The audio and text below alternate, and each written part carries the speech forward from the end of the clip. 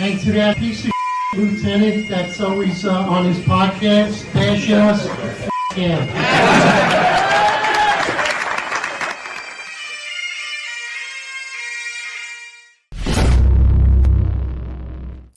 Attention to roll call. That's right. Good morning, everybody. It's Monday morning. John, I hope you're feeling better. John had a rough weekend. Not feeling too well, but he's braving through the episode. Here we go. Bright and early, 8:05 live Eastern time, and of course 5:05 on the Pacific Coast. It's dark, bright and early.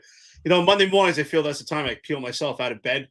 But Hassan, one of our great friends of the podcast, family of the Finest Unfiltered, I guess he went on a tear this morning. If anybody gets a chance, just look at the comments. Like, Hassan went off. I was like, wow, he's wide awake. Guess those midnights are really kicking in. So, John, glad you're able to brave through it. This is a great topic. We have a New York City mayoral candidate coming on today. He's Jim Walden. He's been on before. He's definitely a friend to the podcast, and he has a plan to unveil about CCRB. It's near and dear to me, being coined as the most complained cop. So, John, what are your immediate thoughts? Yeah, no, glad to be back. Well, weekend was good. I was doing some Florida man stuff, even though I was under the weather. I was out on a boat, all that stuff. Saw LA's on fire. Completely inept and incompetent response from Newsom, from Bass, from the police chief and LAPD. Absolutely disgusting to watch.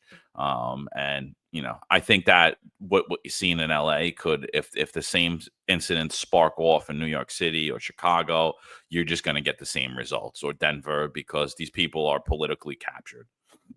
We said it over again. Democratic cities burn because of incompetent mayors and incompetent, politically captured police chiefs that they appointed.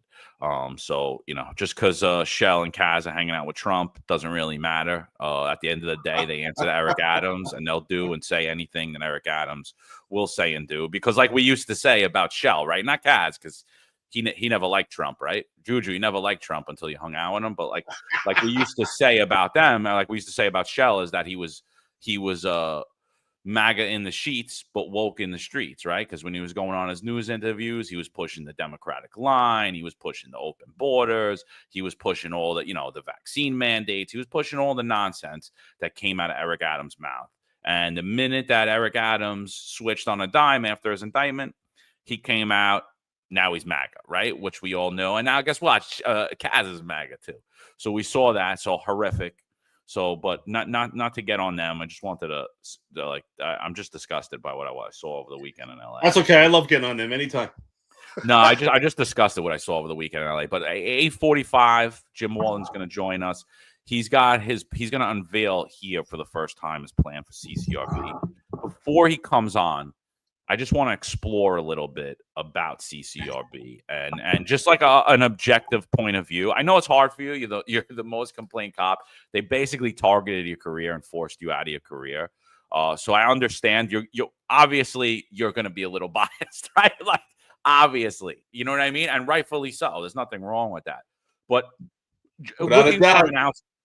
looking from an outsider perspective, do you feel that they are a competent agency and they provide a valuable public service to New York City? Absolutely not. And we have the proof, not just only in my case, but in retirement. John, you and I both, for a period of time, we attended on a monthly basis virtual meetings with the Civilian Complaint Review Board. And we heard testimony from attendees at the Civilian Complaint Review Board. We've also heard from the panel how the totality of circumstances is not taken in both parties. That doesn't do any justice to anybody. It's actually dangerous when you only take one side of a story and you don't take both sides when you're doing when you do an investigation. It's dangerous, and it doesn't have an impact. It's not professional. It's not organic. So not only in my case, but I've seen it particularly in my case also. I've seen ineffective, inadequate investigations. The questioning, particularly with myself, I saw inadequacy. I saw numerous times, I saw numerous times there were investigators that were not aware of NYPD policy in a specific investigation, which was a major problem. So they are making not necessarily fact-based decisions. It was based on opinion. It was completely subjective. Also, John, you and I talked about this numerous times on our show, and this what's happened quite often is that these investigations are narrowly based, and it's almost like it's reverse engineered, and a decision has already been made, and they investigate backwards to find ways that the police officer violated NYPD policy. So guilty, and then they reverse the case. That's the problem we see numerous times. We've also seen testimony where the CCRB testified with city council some damning words, and you have the video to play. Let's get started. Yeah, I mean, don't take our word for it. This is a former head of the CCRB, Oliver Rice. She's testifying in front of New York City Council alongside the executive director still continuing executive director of the CCRB, Jonathan Darsh. So this is from March 1st of 2023, the Committee on Public Safety. This is their testimony on how they actually view cases. Right. And I want you to keep in mind, like when you're investigating a crime, when you're investigating allegation of misconduct, when you're investigating everything, I mean, the main objective for you is to look at the totality of the circumstances. And what you're going to hear from Arva Rice is that she doesn't take the totality of circumstances into account. Bob Holden's going to ask her over and over again, like, are you looking at all of the other factors that the officer was dealing with? And she just continues on to say, this is the CCRB. We are working for the civilians. So I don't care what the truth is, basically. And listen to it. We had some hearings in the last council after the riots. And I just remember when the police did testify, I asked Commissioner Shea at the time, how many police officers were hurt during the riot? He said nearly 400. Also, we had 350 police cars that were damaged. 15 were set afire, and about $1.1 million damage. Do you take into consideration, and I've been in a riot before, so I understand what it's like, where people are coming at you from different directions, and things are being thrown, and it's just mayhem. And how people react is very different when it's like a free-for-all, essentially. So with 2,000 arrests, in some of those riots and some of the video that I've seen, and you have access to video, do you kind of judge where the situation is out of control and human beings act differently on both sides? That there are situations where self-preservation kicks in. Do you take that into consideration in your agency? Let me answer that first, and I'll have John respond. First of all, as members of the CCRB, as I mentioned already before, there's 15 members, 5 that are appointed by the mayor, 5 by this body itself.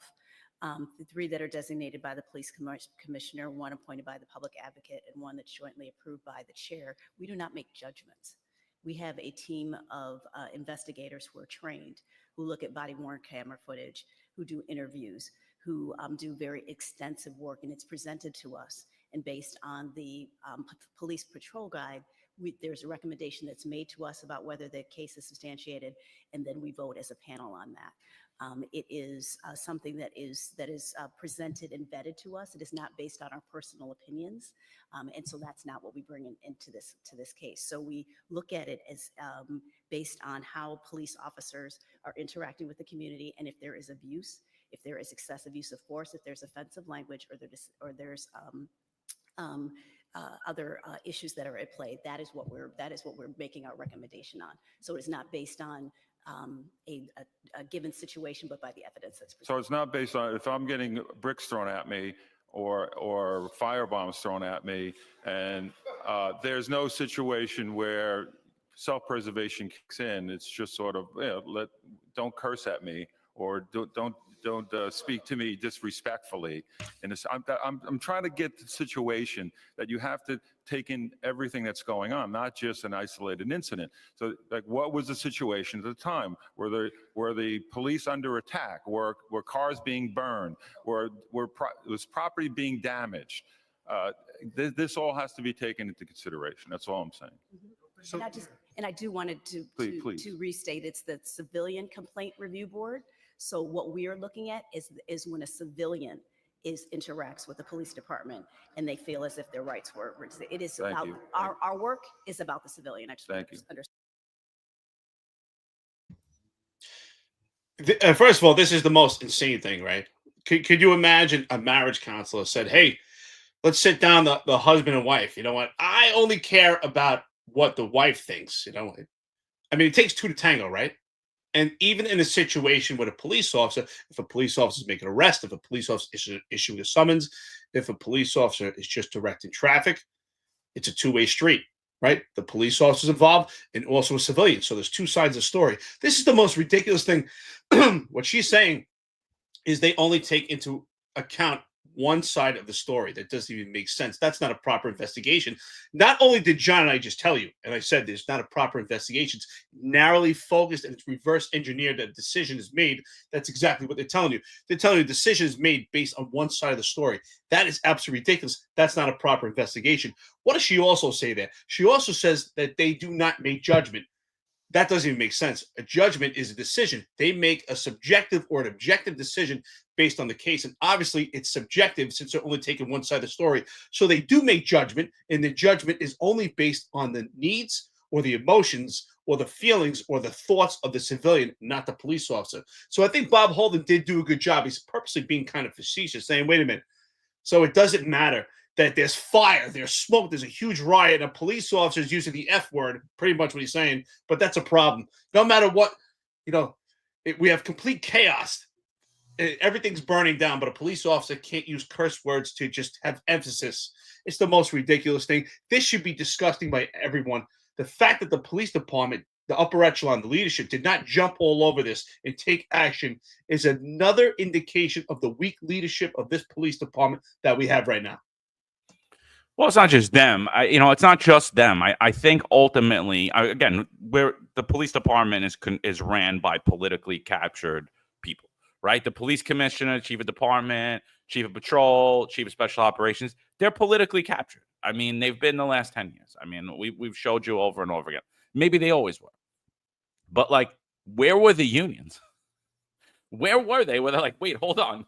You only look at what the civilian's saying. You don't care what's happening. And basically what Bob Walden was asking is, he's like, well, is the rule just a rule? Like, you can never curse? Does it matter if I'm getting a brick thrown at me, if I'm in a really traumatic situation? And she answered the question. She said, no, it doesn't matter. The rule's the rule. Completely insane. I just want to show one more video. This was a CCRB testimony. This was around the death of Trewa Kowalski, who was an emotionally disturbed individual who charged at police officers with a knife. This is the executive director, Jonathan Darsh, testifying. I'm sorry. He's responding to Eric Dim's synopsis of the event, and we don't need to play Eric's, but it's literally Eric just pointed out the fact that the officers were charged by an emotionally disturbed person with a large butcher knife. So why we're calling for them to be terminated, he didn't know, right? And he was just putting that fact. If you charge at a cop with a butcher knife, you should expect to get shot. Right? Because that's how we're trained. That's legal. Anybody, that is self-defense 101, right? Someone's charging you with a large butcher knife in an attempt to stab you. If you shoot them, you should be fine according to the law. So Jonathan Darsh, the executive director of CCRB, he responds to Eric. I just want you guys to listen real closely to his response. And I just want to note, he completely leaves out the fact that Trewa Kowalski, or Kowalski Trewa, excuse me if I'm mangling his name, charged the officers with a large butcher knife. Here's his response to Eric. Thank you, Mr. Dim, for joining our conversation today and being diligent. I know that the WebEx system can sometimes be a bit frustrating, but I'm happy that you were able to log in today. And I do appreciate your perspective. Whether we agree or disagree, I think it's important for us to be able to hear from different perspectives. So thank you so much for calling today. And I'm going to ask our executive director to respond to some of the things that were raised. Thank you, Madam Chair. I think it's important to have a few other facts that Lieutenant Dim left out of his description of what happened on that day with Mr. Trawick. Mr. Trawick lived in a supported housing unit.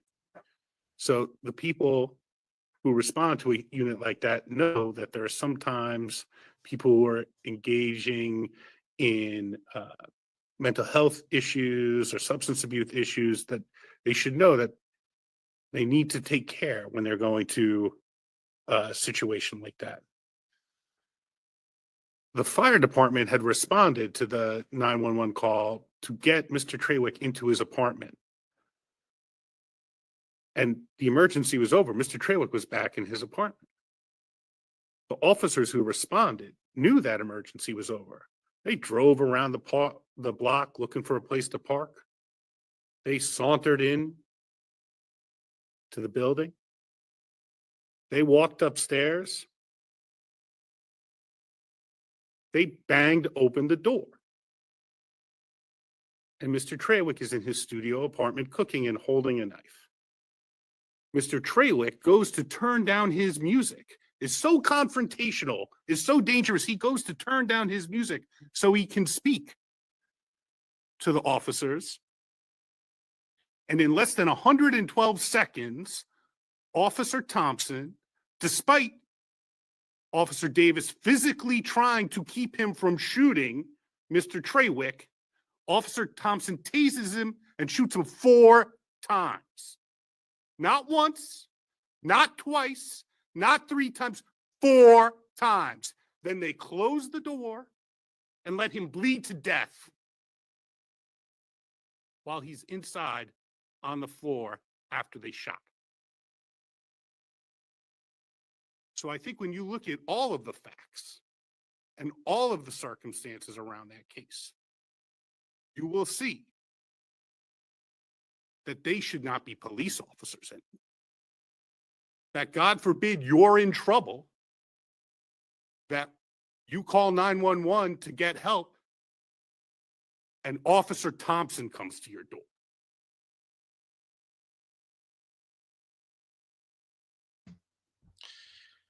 I can tell you this, that if someone was in my apartment and they're coming after me with a knife, I would be glad that Officer Thompson was in my apartment. Excuse me. What does Jonathan Darsh do here? What he does to the people that are listening, that are present, is people physically present at this meeting, and there's also virtual attendees. So because I made a complaint, because one particular virtual monthly meeting, they did not allow me to speak. I made a complaint through DOI. And after that, I was now the first person to speak going forward, which is good. We have to fight back a little bit. But what does he do here for the people listening? He sensationalizes this story and tries to downplay and tries to demean the job of the police officers. And he doesn't know exactly what they're doing. Oh, that they're just driving around. The fire department already handled it. That the case is done.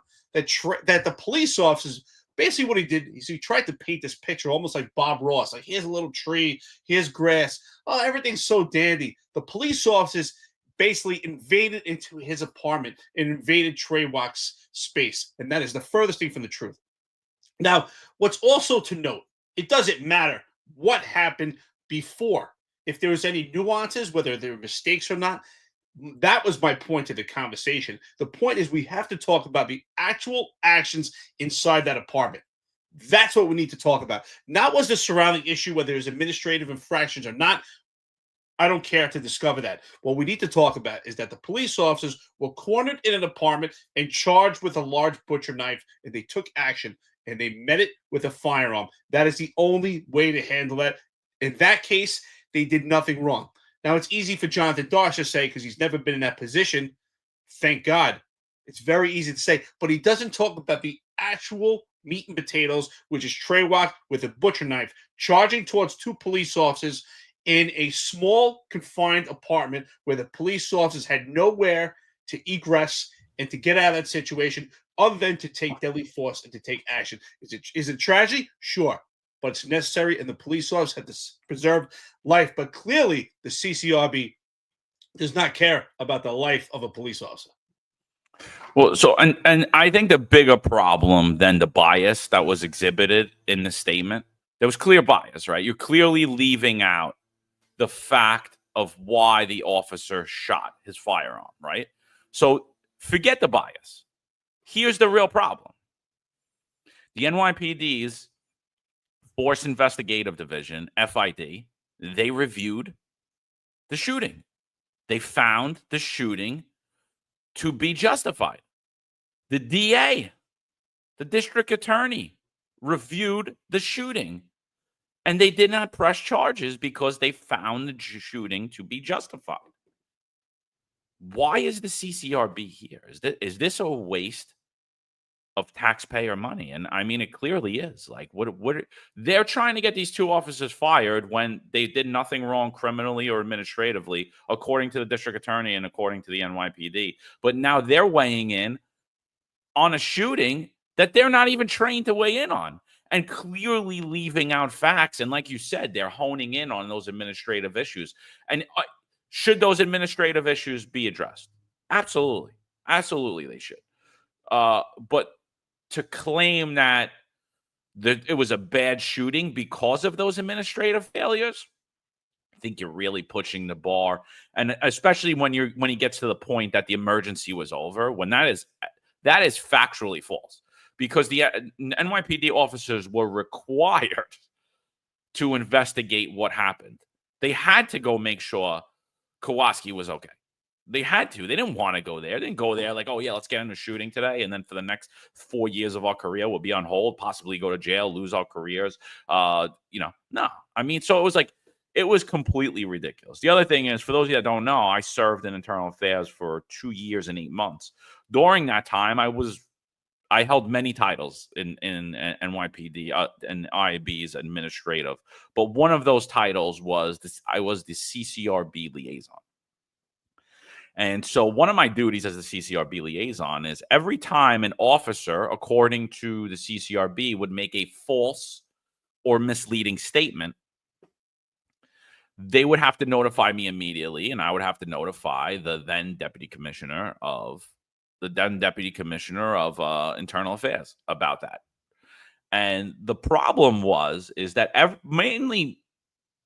almost every time that it's ever came across my desk and we reviewed the allegation of false statement or misleading statement, it in fact was not a false or misleading statement. So the CCRB would substantiate these officers for false and misleading statements. Now it would go to the Internal Affairs Bureau to investigate it. And the overwhelming majority of the time, the NYPD's internal affairs investigators would find that the officer, in fact, did not make a false or misleading statement. So it was such a problem that at one point I brought some seasoned IB investigators down to CCRB to train them on what, in fact, is a false or misleading statement. Now, at the time, it wasn't that big of a deal because your record wasn't public. Not everybody would see this nonsensical substantiation you had, but now it is a big deal because your record is public. And forever, you'll be branded as you gave a false and misleading statement to CCRB, even if the NYPD said, no, you didn't. So huge problem, right? And what happens is later on, the CCRB, the NYPD, in conjunction with the mayor's office, gives, and under your boy, Eric Adams, who's supposedly a cop, gives the CCRB investigative authority to oversee false misleading statements and full fine. So it's a complete slap in the face because they weren't properly investigating these cases. And that was that's a big charge. And if you can't handle that You have that one problem and you can never correct it. And here we are over a decade later, and it's still an issue. And not only did we not correct it from our end in NYPD, like, hey, listen, this is a false statement. This is when we should be doing it. We just gave it to them. We're like, all right, you guys don't know what you're doing, so you guys should be in charge of this.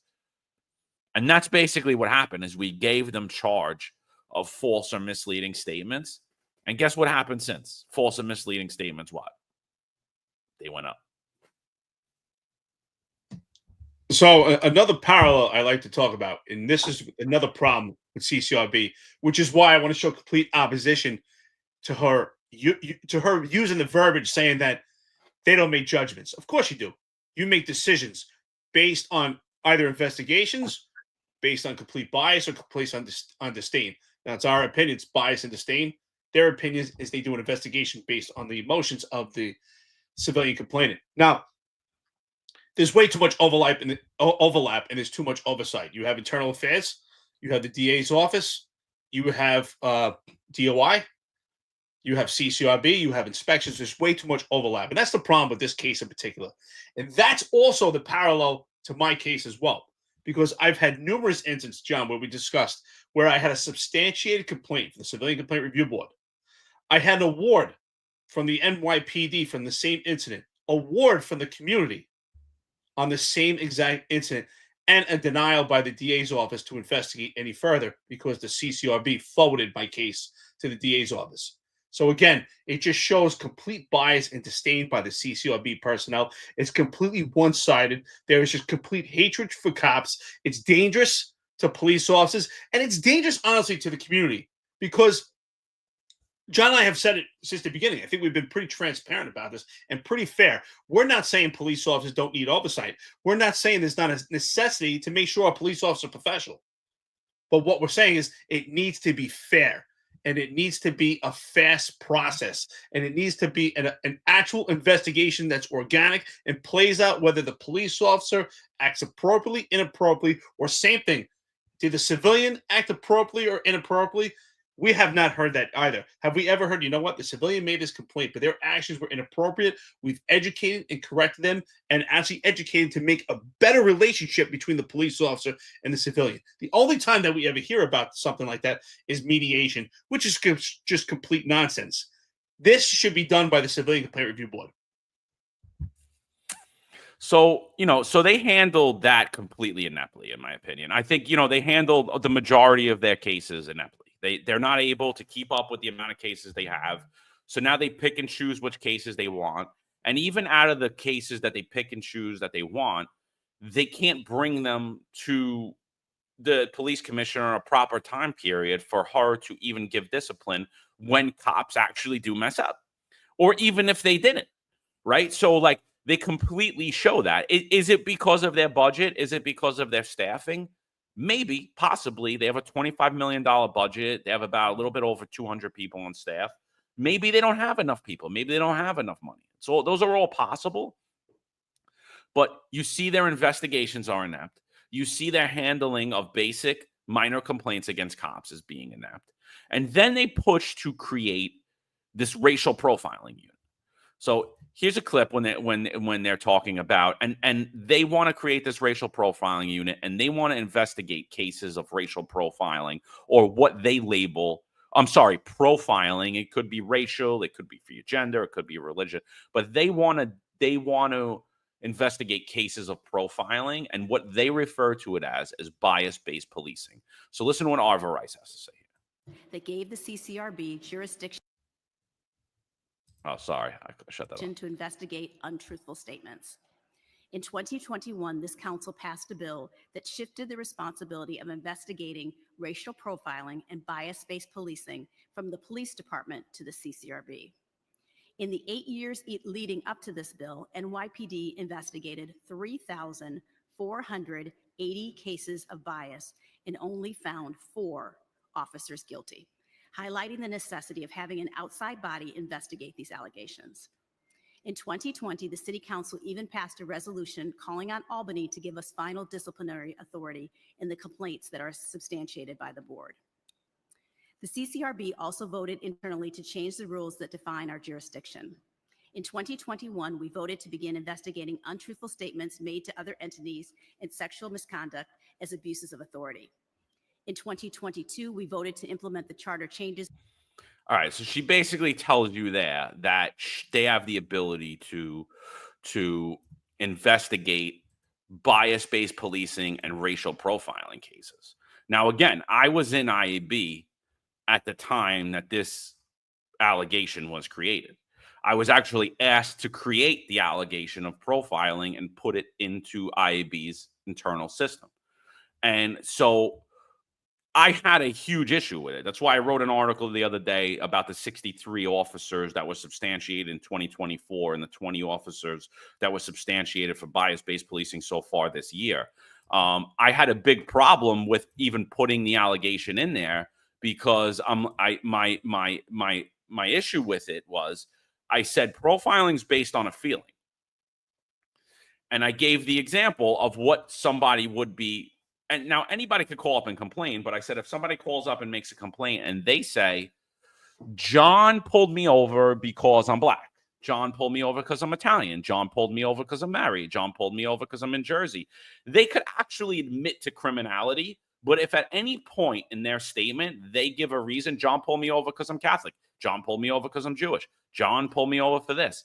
Doesn't matter. I'm getting tagged with profiling. I'm getting investigated for conducting bias-based policing. That will be on my record forever. And what I said is the NYPD will not be able to prove that allegation. In my opinion, the only way to prove that allegation, and I believe that I'm accurate in this, is that unless the officer admits that, in fact, he was engaging in that behavior. I don't believe that you could go into someone's head. I don't believe in thought crimes. So I don't believe that you could just go in someone's head and say, hey, you're a racist. I don't think you could do that unless I admit to you that, yeah, no, I did do that. You're right. So I said, what's going to happen is after thousands and thousands of these cases are being done and nobody's ever substantiated. And by the way, we just tagged our entire department as bigots. All of our most active officers, we said that they're bigots, right? Because we're just tagging these people with something that can't be proven or unproven. I'm like, we're going to be labeled an inept agency and covering up systemic racism. And you heard Oliver Rice testify to it over 8 years later, saying that, in fact, that had to be removed from us because out of the 3,700 cases the NYPD had, they only substantiated 4 officers for profiling. And till today, I don't know that the ramifications of those 4 officers and how they were even substantiated, but I take issue with even those 4 because, again, I believe it's a thought crime and I don't believe it's properly laid out as to how you could investigate this. Well, this is extremely problematic. Why? There's certain allegations in life that the allegation is just as damaging as being found guilty. God forbid, if someone gets an allegation of rape or some type of sexual misconduct, whether you're found guilty or not, that's damaging, right? We've seen it before, right? Which is why there's cases of defamation and slander. If someone's name is in the paper and they've been accused of rape, even if it's proven, or if we like to say, if it's disproven that this person did not in fact commit this crime, that allegation is still damaging. And that's the problem, especially with this bias-based policing and these bias complaints. If you get the allegation of bias-based policing and it's unfounded or unsubstantiated, and that's on your record, to me, it's still damaging because just the allegation itself, because the question is going further for some, well, is this police officer prejudiced? Is this police officer a bigot? That's why when you wrote your article, and I said, I believe this could be, it's a misrepresentation of someone's character, and it could damage their reputation. Whether they're found guilty or not, it could damage your reputation, not just on your job, in your career, but in life, especially in retirement. Because if someone was to Google your name and look up on the 50A.org and see, wow, you had an allegation for bias-based policing, and they see that there was an allegation that you were prejudiced or made some type of racist remarks. In those cases, even with body camera are extremely difficult to prove or disprove. So that allegation to me is a misrepresentation, and it's damaging for your entire life. Yeah, no, 100%. And Doug, it's 25 million about. That's what their budget is. I don't know how much they actually cost the city, but that's how much they're budgeted. They're budgeted for fiscal year 26 so far. They're looking at 27 million they're requesting. So all right, Jim Walden's going to be coming on momentarily, so we're not going to have time to finish the bias-based policing, but I just want to highlight this last point and get your thoughts on that. I'm going to skip ahead. This is my testimony directly after Eric's. So, and I just label out that Darsh forgot to say that there was a knife, that someone charged an officer with a knife. So I'm going to skip past that. I might play it just because I have to do it live while we're doing it. But I'm going to skip past that portion. And I just want you to hear when I ask Jonathan Darsh, how do you investigate racial profiling in the NYPD, and what's different between the CCRB's investigation of racial profiling and the NYPD's investigation of racial profiling? Notice he does not answer the question, because they created this unit. They're spending millions of dollars investigating these cases. We're tagging all of these cops as bigots, and I believe that it's to justify themselves as an agency, because they have done such a poor job at handling even the minor complaints against police officers. So I just want you to listen to this, and just mind you if I skip the first part of it. And then actually Jim Walden's in studio now. So right after this, we'll bring up Jim Walden. But just listen to how Jonathan Darsh, the executive director of CCRB, he's not able to tell me how they investigate complaints of racial profiling. But that is an officer with a knife in your hand. Now, I don't want to relive this for the family. Never. The question really is in regards to the profiling unit. I believe since 2017, the police department has been investigating profiling cases. Very little of those cases have been substantiated. And my question is that the CCRB is now going to take over those investigations, and they will have a profiling unit.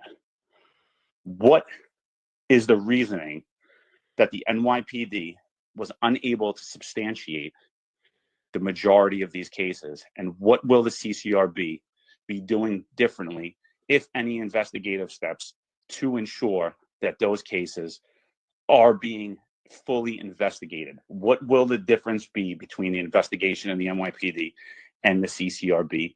And my second follow-up question is, how will you ensure that this is not going to be used disproportionately against male white officers?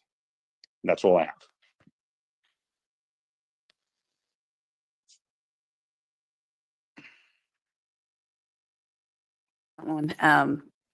Yeah, I'm gonna ask you to take that. So I believe that out of 3,000 complaints that the NYPD investigated involving accusations of profiling, they substantiated over a 4-year period. Over an 8-year period. Thank you, Cleo. In the year that the CCRB has been conducting investigations, we have fully investigated 10 cases that the board has voted on, and we substantiated 1 complaint involving 2 members of service for profile. They have no idea how to answer this question if you guys can't tell. Yeah, they have zero idea. I think it is possible for officers of all races and all genders to profile. And it does not matter if you are an officer of color or.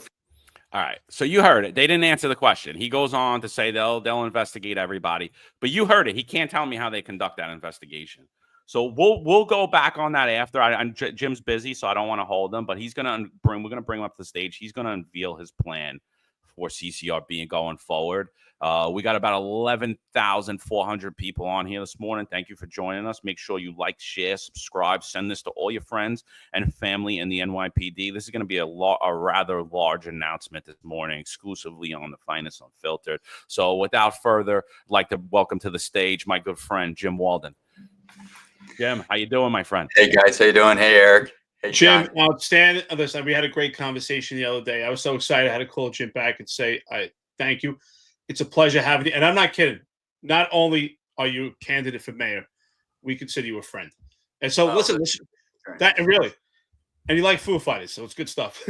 Let's get right into it. First of all, if you could tell us about this policy and why you've gotten to the point to actually draw this up.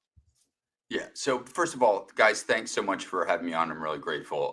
And to your listeners, I want people to understand that I'm going to be a mayor of balance. I mean, I'm not pro or anti really anything in the sense that I want to get centrist policy and I want to get it right. And the CCRB is just not working, right? It was underfunded from its inception. It's been largely ineffective.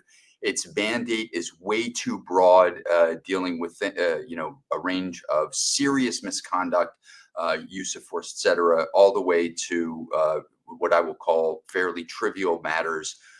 The way that it's set up is really just unfair to cops. There are tons and tons of unsubstantiated complaints that remain publicly available and essentially on the officer's record for his or her entire career. And we wouldn't accept that if it was a regular citizen. If someone, if someone was accused of a crime and was acquitted, that would be expunged from their record. And we really shouldn't be treating cops any differently. So the CCRB is not working for the police. It's not working for citizens. And I don't believe in throwing good money after bad. How many different agencies do we have that are set up to oversee the NYPD? I mean, there's so many different functions, it's hard to keep track of them all. We've got CCRB, we've got the Department of Investigation, we've got Internal Affairs, just to name three. So my idea is to scrap the CCRB. It was an idea at a time when I understood why there was a call for a civilian complaint review board. I understand that. I'm not saying that it's unimportant. What I am saying is that we need an agency that has the tools, the funding, and the expertise to get at serious forms of misconduct, not just in the NYPD, but across city agencies. So I've already announced the creation of, in my administration, of what's called the Citywide Department of Public Integrity. And today's announcement is that I want to fold the CCRB's functions into it with respect to serious misconduct. And then with other forms of alleged misconduct, I want that to be handled by the NYPD in an administrative process where police officers have a right to confidentiality, and there is a way to address behaviors that are correctable without tarnishing police unduly. I've spoken to a lot of supervisors that are former NYPD that are still very close, and they've said that if the CCRB is not the number one reason that police officers are leaving the city, it's among the top 5 for sure. And we need to change. And we need to change not just to make a fairer system for the police. That's obviously an imperative. But we also need to have an agency that's empowered to actually bring cases against cops when they engage in, very, very serious misconduct. We shouldn't just be relying on the feds to bring the Abner Louima case or any number of the cases where there was clear abuse and there should have been a fast-tracked way to get those police out of the job. So that's today's announcement. It's the CCRB is not working. Let's replace it with a more sensible agency that's fully funded and has the tools necessary to get at the truly bad apples, to remove the stain and all of the bureaucratic red tape that goes around what will ultimately be unsubstantiated complaints against the vast majority of officers. Jim, this is a rather large announcement, and I think you're going to get some pushback from some of the what we could say is the watchdogs on the police department, right? But however, a lot of the stuff you said is very accurate, coming from both cops and organizations that we could consider anti-police, including a watchdog called Cop Watch, who actually has filed CCRBs against Eric and has went up against him. And I just want to read you a comment from Sunset Park Cop Watch. Neutralize the CCRB. It's already a glorified suggestion box for bad cops. The only thing it polices is public expectation. So even Cop Watch is saying that they do not believe that CCRB is an effective pathway to root out police corruption or bad behavior. So cops are leaving their job. Cops' morale is low because they're saying that the CCRB isn't properly investigating the allegations made against them. And you have people that are filing complaints saying the CCRB isn't properly handling the allegations I'm giving you. And listen, John, it's a fair point, and I'm going to stick to balance here, right? The CCRB was unfunded since its inception. Its funding went up somewhat after the Abner Louima incident, and now it's come back down. They've already publicly announced that they don't have enough staff to investigate all of the cases. So a lot of times the complaint is just sitting there without real investigation. It's got real challenges because of the staffing, because its investigators are often hired by other agencies who pay more. It's got real trouble gathering the evidence. And again, its focus is way too large, right? Many of the infractions, the complaints that are made are legitimate concerns with respect to police. But listen, police are just like everyone else. They have a bad day. Sometimes they use language they shouldn't have used. Not every single discourteous act is something that should remain on a cop's record. At the same time, we need an agency, and this is not just for the NYPD, this is for all city agencies, where we get rid of the culture of self-policing. I mean, self-policing, just as a general matter, doesn't work. We're spending millions and millions of dollars on these inspector generals. We're spending millions of dollars on the CCRB. We've got proliferating investigative functions over agencies.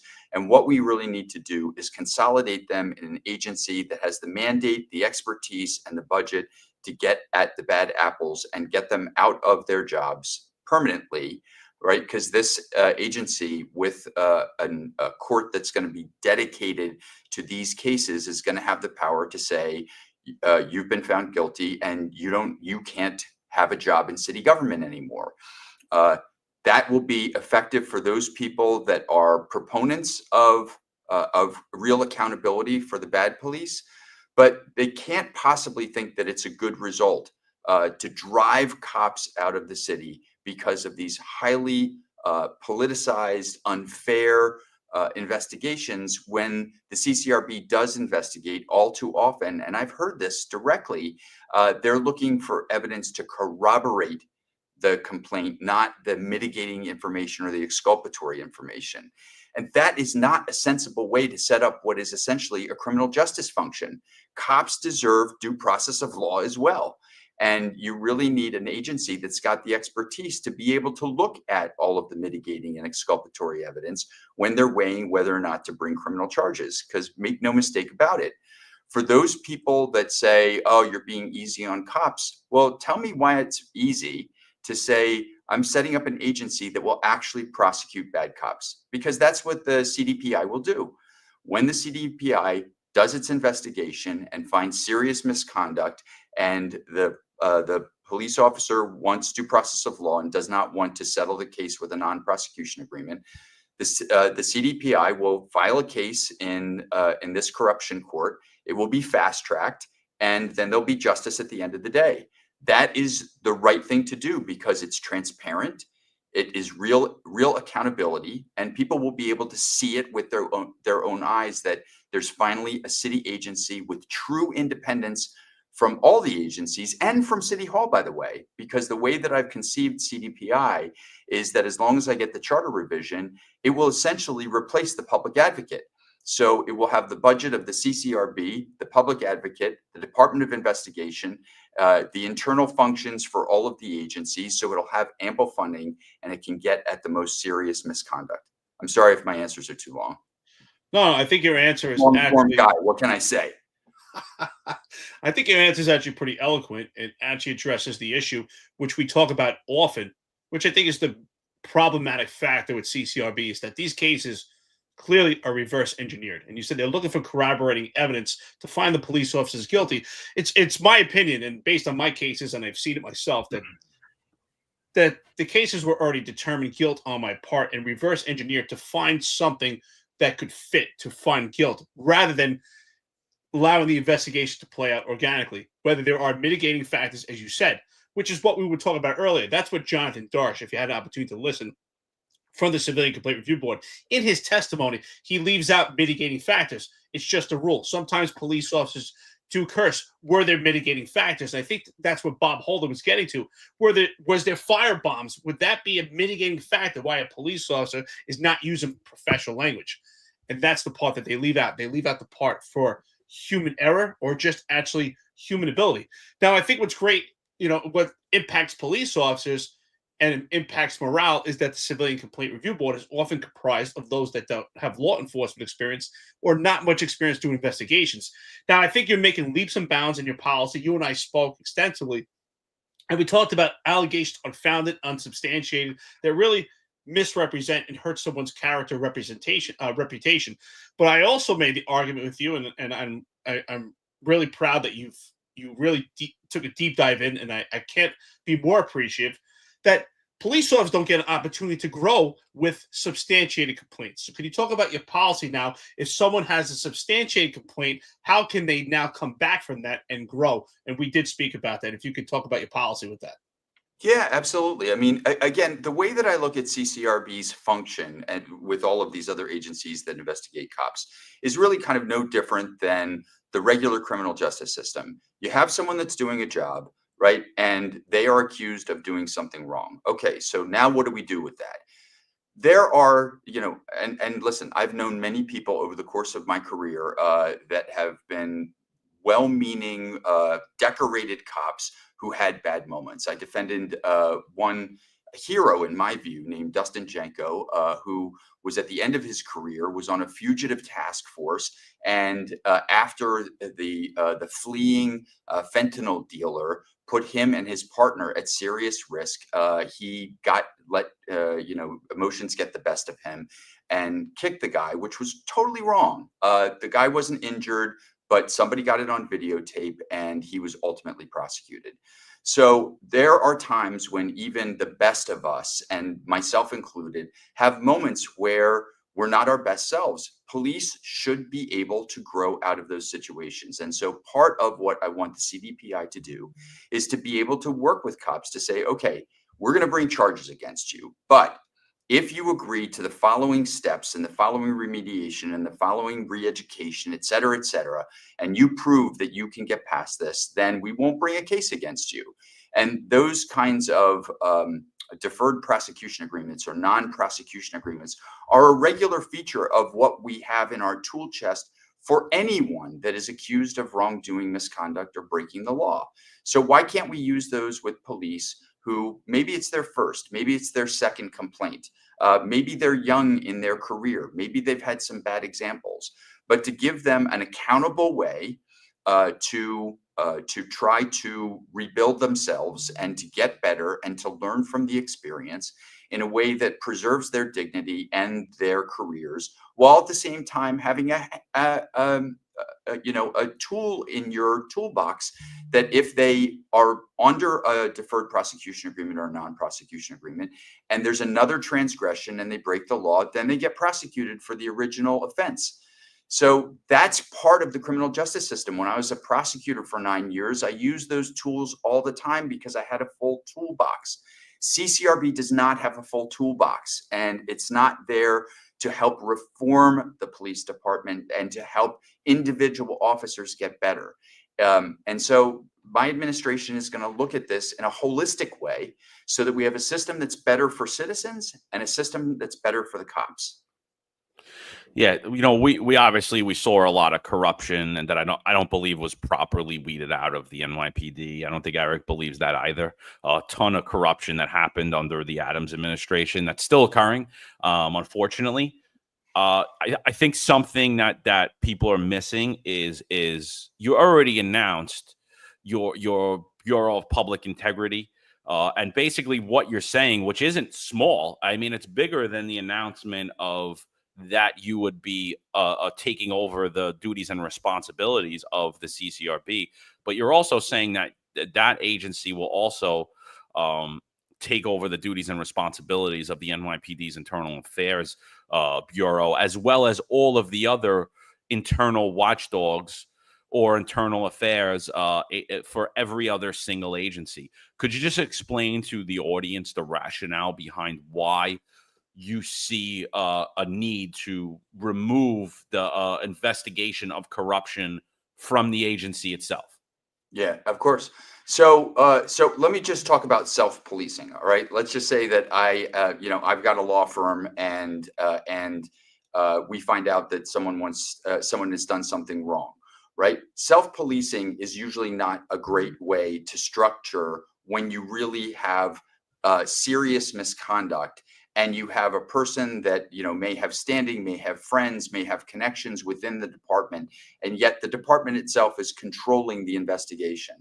That doesn't do a lot for the integrity of the investigation, and it also doesn't do a lot for public confidence in our ability to self-police. People are always skeptical and cynical and think, oh, well, they're just sweeping it under the carpet. And that experience is fair, because a lot of times these self-policing mechanisms do sweep things under the carpet, particularly for people that are well connected within their agency. So this is why originally, years and years ago, there was something called an inspector general for every agency. And it used to be that the inspector generals sat within a department, and now they've been removed, at least some of them have been removed from the departments, and so they sit outside. The reason that they were moved from inside the agencies to outside the agencies was to give them independence. But the problem is that those individual inspector generals now don't have power and budgets to actually conduct the investigations. And so the problem is that you have a citywide corruption problem, and you need an agency with citywide perspective to be able to use its resources and tools effectively to get at the worst conduct. Whether or not today the worst conduct is occurring in corrections, in NYPD, in the Department of Finance, or in all three, right? So this agency is going to give the public confidence that there's independence. Why? These inspector generals, they got a boss, right? And at the end of the day, the boss is the mayor. And that's the same problem with this agency called the Department of Investigation, that's supposed to be the watchdog for city agencies. Guess who appoints the commissioner of the Department of Investigation? The mayor. We saw under the de Blasio administration that de Blasio tried to quash some of the investigations by the commissioner for the Department of Investigations, because it was unflattering to him. That's a bad way to set up a system. What really needs to happen is we've got this public advocate that does very little, and that's the person that's going to be in line to be the mayor if the mayor got hit by a bus.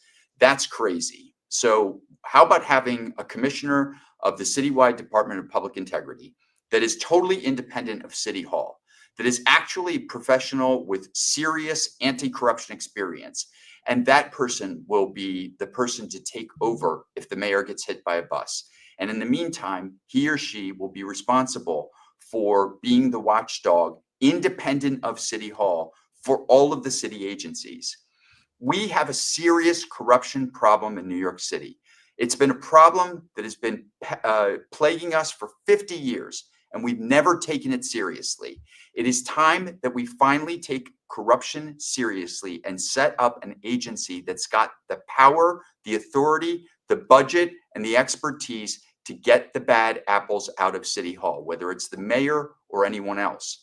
And think about this. Tell me one other candidate that is willing to say, I'm prepared to advocate for an agency that can remove me if I'm corrupt, right? That's the kind of power that I think the citywide Department of Public Integrity needs to have. And that's what every single candidate who claims that they're invested in getting corruption out of City Hall, every single one of them should sign on to this plan. Every single one of them should say, I am prepared to create an agency that has the power to remove me if it turns out that I've done something corrupt. That's when you know you have real integrity in City Hall. Well, I think you laid out a major concern that cops have, particularly myself. And the concern was always how do we ensure that the oversight is fair and balanced while holding officers accountable, but also holding the CCRB panel and the CCRB investigators accountable as well. And I think you just laid it out here, which is perfect, because that's what's important, is balance. And I think that's where we see the scales tipped in New York City, and which is why it leaves too much room for corruption. So I can't appreciate that more even further. Again, we talk about leaps and bounds. I think there's leaps and bounds in your policy. If you could also explain your policy, and I've read it, and I think this is where the police officers need to hear this. We have a lot of active and retired friends and family to this podcast, to understand once the CDPI is created, how everyone is going to get a clean slate. And if you could go into that, I think that's what's interesting in your policy. Yeah, thanks. And the policy's on my website. It's jim4nyc.com. There's a pop-up on the website, so you don't even have to look for the policy. The pop-up will come right up and say, read the policy. It's not that long. It's about 6 pages, and it's like double spaced, so it'll take you about 15 minutes to read at the most. So I really encourage people to go on the website and read it. But, I am going to institute this to be fair to cops, and it's ridiculous to me that unsubstantiated complaints stay on an officer's record even after they've retired, and the same thing's true with substantiated complaints. So when the CDPI is created and it replaces CCRB, unsubstantiated complaints will be taken down. Period. Now, they're still publicly available because people have downloaded the CCRB database. So there's nothing I can do about that. But with respect to substantiated complaints, they'll remain available for about a year. And then with respect to forward-looking cases, there'll be real time limits, so that if someone has been charged, there's obviously no time limit on when that information is publicly available. There'll be a court, there'll be a transcript. People can come to the proceedings. People can order the transcript. So those cases will never go away unless an officer is acquitted, in which case afterwards the case will be sealed. With respect to complaints, it's not going to be the same sort of system. And so unsubstantiated complaints are not going to be publicly available on a go-forward basis. So if the CCRB says, listen, this is either a case that is not worth bringing, just like any other prosecutor, CDPI will just close the file. If CDPI finds that there's a case that's a worthwhile case and that there's sufficient evidence, but it doesn't want to necessarily bring the case to court, then they have the option for a non-prosecution agreement or a deferred prosecution agreement. And those are just contracts between the agency and the officer saying, okay, either we will not prosecute you or we will defer any prosecution decision of you, depending on the following things. And for each officer, there'll be a specific set of things that the officer will need to do to reform him or herself. And if they successfully get through the deferred prosecution agreement or the non-prosecution agreement, then the case will be sealed and their career will continue. Obviously, there'll be an internal record of this within CDPI that will be available if it's necessary because of later misconduct by that officer. So that's basically the way it's set up. Obviously, this is a policy that I put out for the purposes of the campaign. So I'm going to be working with my policy council over the course of the next several months to unpack it a little bit more so that people can, because undoubtedly, as you did, Eric, when we talked, you raised some really good points that led me to think about other ways to enhance the policy in certain respects. So thank you for that. I want that to happen with respect to officers all over the city. I want to hear people's experiences. So for those people that are listening, if you read the policy and you realize that there are things that you can make suggestions on, I'm not going to say I'm going to agree with you, but I definitely want to hear you. So please email me at my campaign email address, which is jim@jim4nyc.com. That's 4 as in FOR, not the number 4. and I'd be happy to get people's input. I mean, thankfully, not just you guys, but I've got people with real policing experience that have helped me work through this policy. Thankfully, the campaign's been growing, and I'm getting more support from police officers all over the city as I stand up for the police at a time when we need them more. They also need us more. So this is very much a campaign of purpose to try, again, to bring everyone together around a sensible set of policies. Yeah, no, I absolutely. I read it. I thought it was clear. I thought it was common sense. So we got about 14,000 people on here. Go over to www.jim4nyc.com. Read through his policy. Any suggestions, complaints? Feel free. You could send them to us as well. We'll forward them over. I read through it. I think it's something that needs to be done. I do. But that's the question, and we're getting that a lot in the chat as well. What needs to be done for this actually to happen? Besides you becoming the mayor, because you have to win the election. That's number one. But now you become the mayor. Part. Come on, John. That's the easy part. I mean, it's not like there's someone like named Cuomo in the race. Oh, whoops, sorry. So to set up the CDPI, right? So let me just so that people understand. So the essentially one of the main laws that controls the powers of the mayor is called the city charter. I'm sure you all know that, but I'm just putting it out there for people that don't. So the city charter is a document. It's available on the web. If you just put NYC charter, it'll come right up. And there's a section that talks about the powers of the mayor. And the mayor has very broad powers to reorganize city government. And believe me when I say a reorganization is really important and necessary. So I have the power to create a new agency for some of the agencies. So the step of the process to combine, for example, internal affairs for NYPD, the inspector generals, the Department of Investigation, I will have the power to bring all of those resources and the funds together to create the CDPI, the Citywide Department of Public Integrity. So I'm just going to keep referring to it as the CDPI. So I have that power. What I don't have the power to do is to make it independent of me, right? So the head of any agency ultimately reports through the chain of command to the mayor. That's part of the problem when it comes to corruption, is that the corruption police within city government report to the mayor. So that's just a bad look, even if there's a good-hearted mayor, and God knows I hope that I will be one.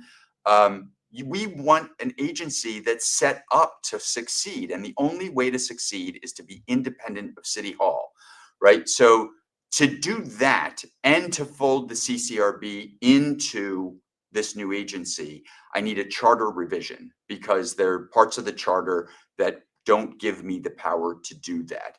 So to be clear, I want to replace the public advocate. I want to eliminate the CCRB.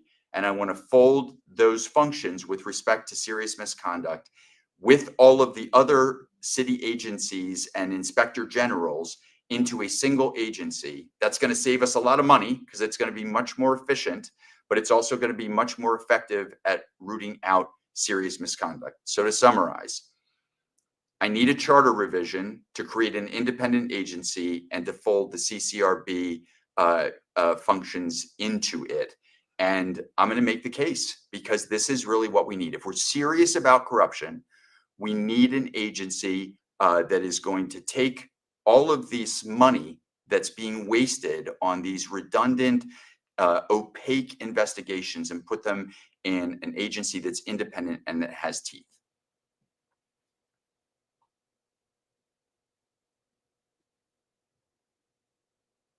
Eric, you all right, bro? On mute. I don't know what happened. I had some type of glitch. Whatever. Anyway, Your brain had a glitch, I think. Now, John, be nice. you know what I think? You know what I think it is? I think I'm so excited by this that I.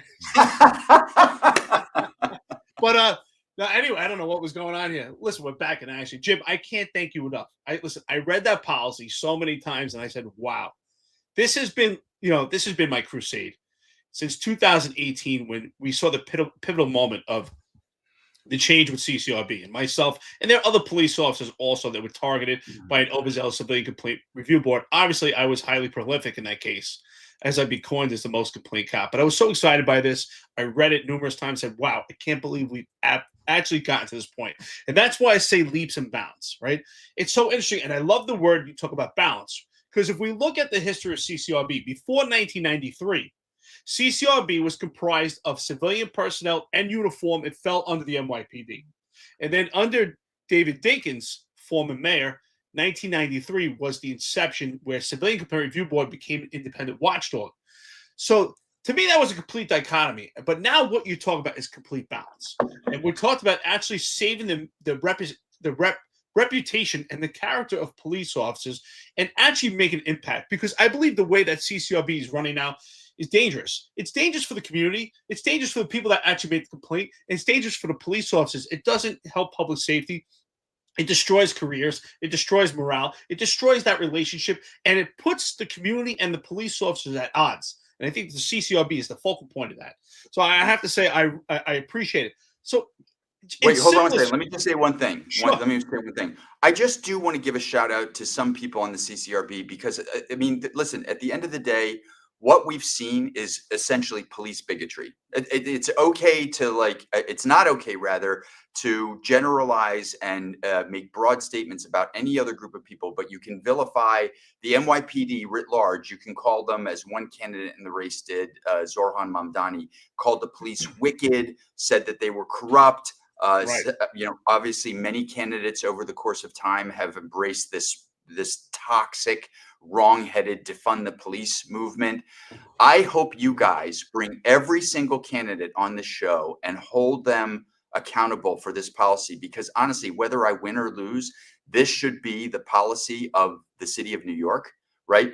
For those people that actually care about serious police misconduct, and for those people that want to support the police, and we're by the end of this year, we'll be around 6,000 cops down at a time when we obviously are having serious problems with crime and disorder. And so for all of those candidates that are now saying, oh, I don't agree with defund the police anymore, and I need more cops, and we have to support our police. This is the way. This policy is the way to support the police in a very direct way that they need. I know that, and they should know that. And if they don't know that, then they have no business being the mayor of the city of New York. Jim, let me ask you this, right? Because I'm so happy that we're discussing this. I couldn't be more excited. There's no one more excited than myself being the most complete cop with this. It's awesome. And that's very humble of you to say that. This policy is fantastic. It should be in place. And I think it's fair, because I'm not saying let's get rid of CCRB completely. Cops should do whatever they want. The policy is great, and it holds police officers accountable. But in simplest form, why did Jim Walden take this action? Why not any of your opponents? Why didn't any of the predecessor mayors take this action when we see that CCRB was just failing, just deteriorating, just the relationship, the use of it? Why Jim Walden? So I'll speak about myself, which is I'm not a Band-Aids on bullet wounds guy. And that's really what city government's really good at. They're good at coming up with, looking at some problem, figuring out a way to mask it so it seems like you're doing something to fix the problem and you're not really doing anything. And then they have, an expensive press conference to celebrate themselves. And then you never really hear about whether it's working until a couple years later when you realize that it's not working at all. Like Eric Adams did this with getting mentally ill people off the street. Look it up. 3 years ago, he said, I'm going to get mentally ill people off the street. I'm going to have these specialized teams. They've taken almost no one off the street. So that's what we come to expect from city government. I've been a lawyer for 30 years. As a prosecutor and as a private lawyer, I am judged by the results that I deliver. That's who I am. I love being in that environment because I'm a guy that always wants to exceed everyone's expectations, right? I'm not the person that tries to damper my clients' expectations and then exceed them. I shoot for the moon and then try to get above that. So I realize what the problem is. I realize that there are people on the CCRB that actually really do support and love cops and want to get the investigations right. They're not being well served. I know that there are disadvantaged communities that fundamentally believe that there are a lot of police officers that aren't serving them. I hear them. And I've got friends and colleagues that are law enforcement and specifically NYPD all over the city that have been friends of mine for 30 years. And so I know how hard these CCRB proceedings can be on cops, particularly when mitigating circumstances or exculpatory circumstances are literally just ignored. I mean, can you imagine if there was a DA that was prosecuting someone that said, from now on, I'm just not gonna look at mitigating information or exculpatory information. I'm only gonna find the information that suggests the person's guilty. We would never tolerate that. And I'm not saying that that's the intention of every single person on the CCRB. It's not. It's just that it's the intention of some of the people, particularly some of the pressure brought by the political appointees on the board. And it is certainly what ultimately happens when their funding is so small, given the enormity of what they're trying to look at, that they can only really do the most superficial investigations other than the ones that they pick on purpose because they want to send a message. So in other words, the long and the short of it is, I can't tolerate systems that don't work when we are pouring millions and millions of dollars into these functions and they're not built for purpose. So with respect to my programs, my policies, my agencies, I want them to be built for purpose. I want them to be accountable, and I want them to be viciously transparent so that people can judge whether or not a solution that I've put forward actually does what it's intended to do. No, I mean, listen, it's totally fair. And again, I said it before you got on here, and I don't think we ever spoke about this, but I was the NYPD's CCRB liaison. So there's only one guy in the department. It was me. I didn't even know that. Yeah, so it was me. And so there are good people at the CCRB, and I always told people that. But when I talk about the CCRB, I talk about them as a whole for an agency, and I talk that the CCRB is an agency fighting to exist and fighting for more relevance and fighting for more money. And, this in fiscal year 26, I think they're asking for $27 million. But the problem when you look at the CCRB is they are a completely inefficient agency. They're handling their purview got way too big than it ever should have been. They're fighting for more to try to get that money and to try to get the amount of employees that they need to actually do the job of their core mission, what they're failing at largely. So what they started doing in order to keep up with all of the complaints for police misconduct is they started saying, we're just going to pick and choose which allegations we're going to take that we're most likely to substantiate.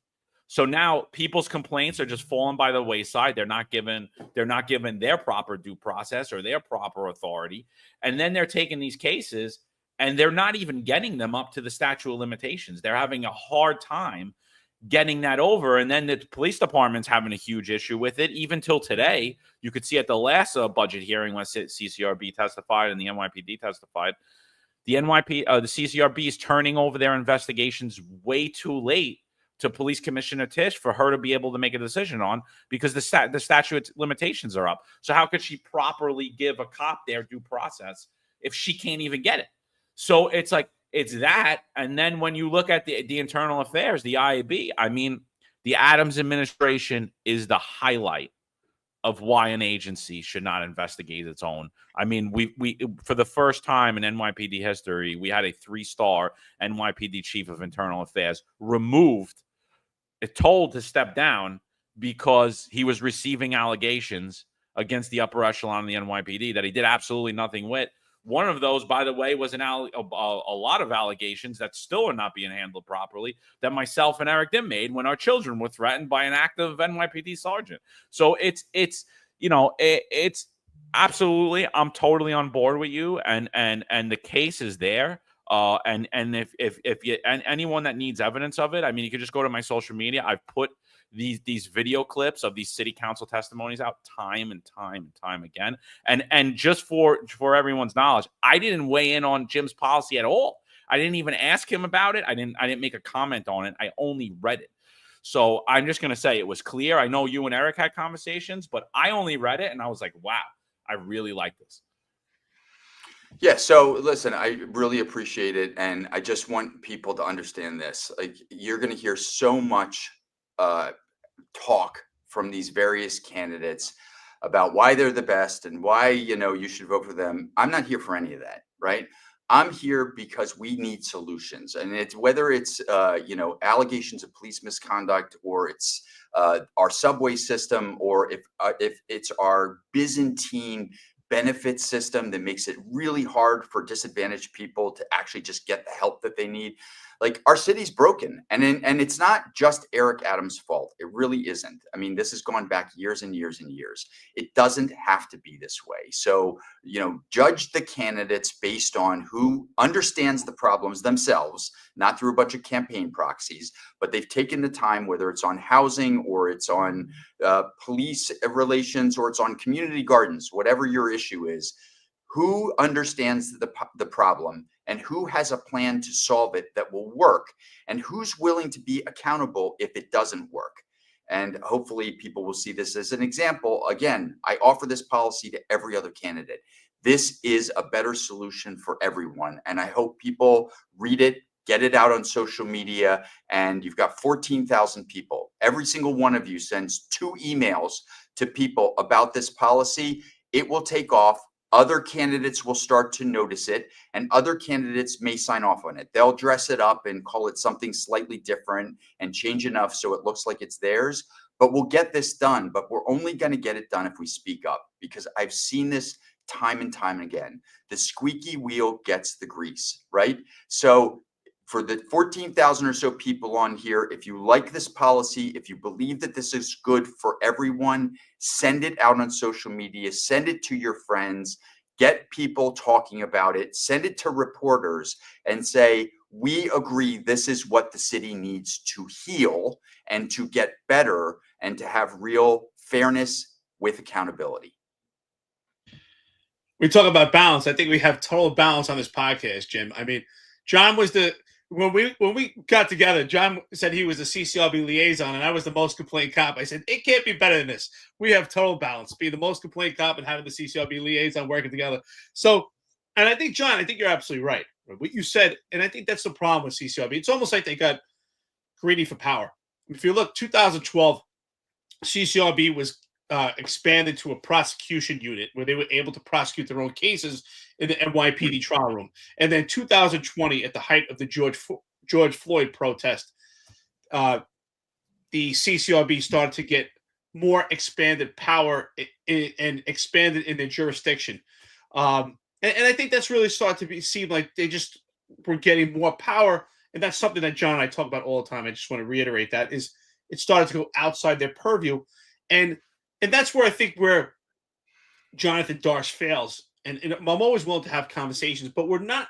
Sometimes when we talk to them about a specific incident, they like to talk about surrounding factors and administrative factors that are not really in the purview of the Civilian Complaint Review Board, and talking about the actual meat and potatoes for an incident. So again, I looked at your policy. We spoke about it. I am super impressed. I think it made leaps and bounds. I have to thank you for actually allowing me to give input, and you addressed unsubstantiated cases. And I was very concerned about the substantiated cases as well. And you addressed it immediately, right away. Jim Walden has shown he's approachable, super intelligent, and willing to understand.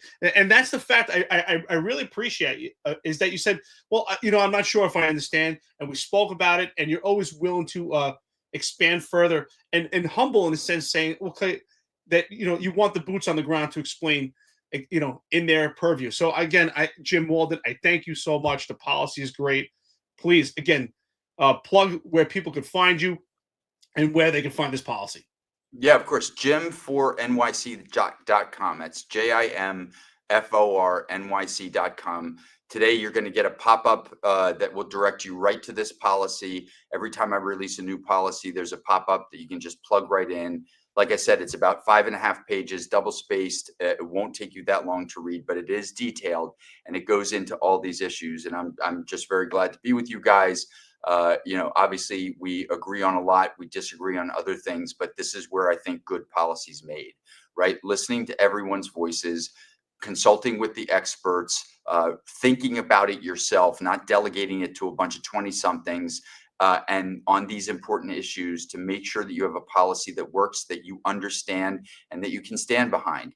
And again, this is a policy that transcends my campaign. This is the right policy for the city of New York, because it's the right policy for fairness for cops, And it's also a better policy to deal with the serious issues of corruption in all of the agencies that we need to root out. And so I hope people understand the balance that's being struck here is a better balance for everyone.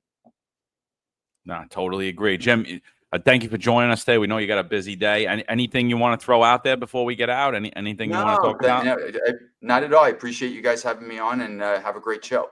Yeah, awesome. Jim, thank you so much for the policy. Outstanding. I appreciate it. Deep dive in. Check it out, everyone. Like, share, and subscribe. Check out Jim Walden. Support Jim. His policy makes sense. It's common sense. It's accountability. And I tell you what, you hit the nail on the head. It's balance for police officers. It's balance for the civilians. And it actually mends the relationship. We talk about community policing. This is where it's at. All right, guys. Take care. I'll be back Jim. on soon if you have me. Take care, sir. So, yeah, no, that was awesome, dude. I mean, honestly, I read the policy and I was like, you know, me and you went back and forth about it a little, and I was like, I really had no issue with it, man. I see it. I really see it. Like, I believe that I have the right viewpoint on it. I mean, I've been inside both of the both CCRB and NIB. I saw how they operated. I spoke out about their failures in there, outside of there. And yeah, so guys, definitely check it out. Go to www.gym4nyc.com and you know, read over the policy. And like we said, you could send your thoughts, complaints here, or send them directly to Jim. You know, I think yeah, I think this is another really a very important mayoral announcement here, right? The restitution for workers who were wrongfully terminated, like Marlon Bethel, people who were forced to retire, like myself, over New York City Mayor Eric Adams' enforcement of the vaccine mandate. You know, I think that was a huge shift in the topic and brought a lot of relevance to that conversation in the mayoral race. But I agree with Jim 100% with this. This has to be spoken about, and every candidate should be pressed on this issue. If they're talking NYPD with you, you should be bringing this up. Well, Jim Walden said he's going to remove the CCRB and he's going to change the IAB. What are you going to do? Well, I think it's about time. I think this is way overdue. And that's why I asked that question. Why Jim Walden? Why not the predecessor mayors? Why did anybody look at this now? Because we just see a deteriorating organization. I understand 1993, maybe there was a purpose for it at that point. I've done some background history. It kind of made sense back then in some ways. Some ways it didn't, to make it a separate entity.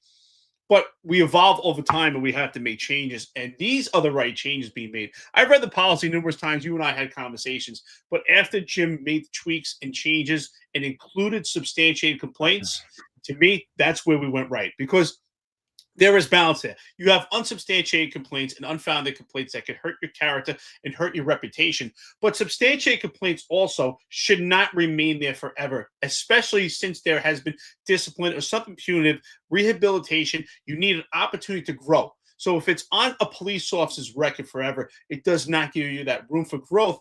And I said that what that does, and I spoke to Jim about it, it impacts police officers from doing intrusive police work. You hold them back. So Jim made the right change. I really support Jim in this.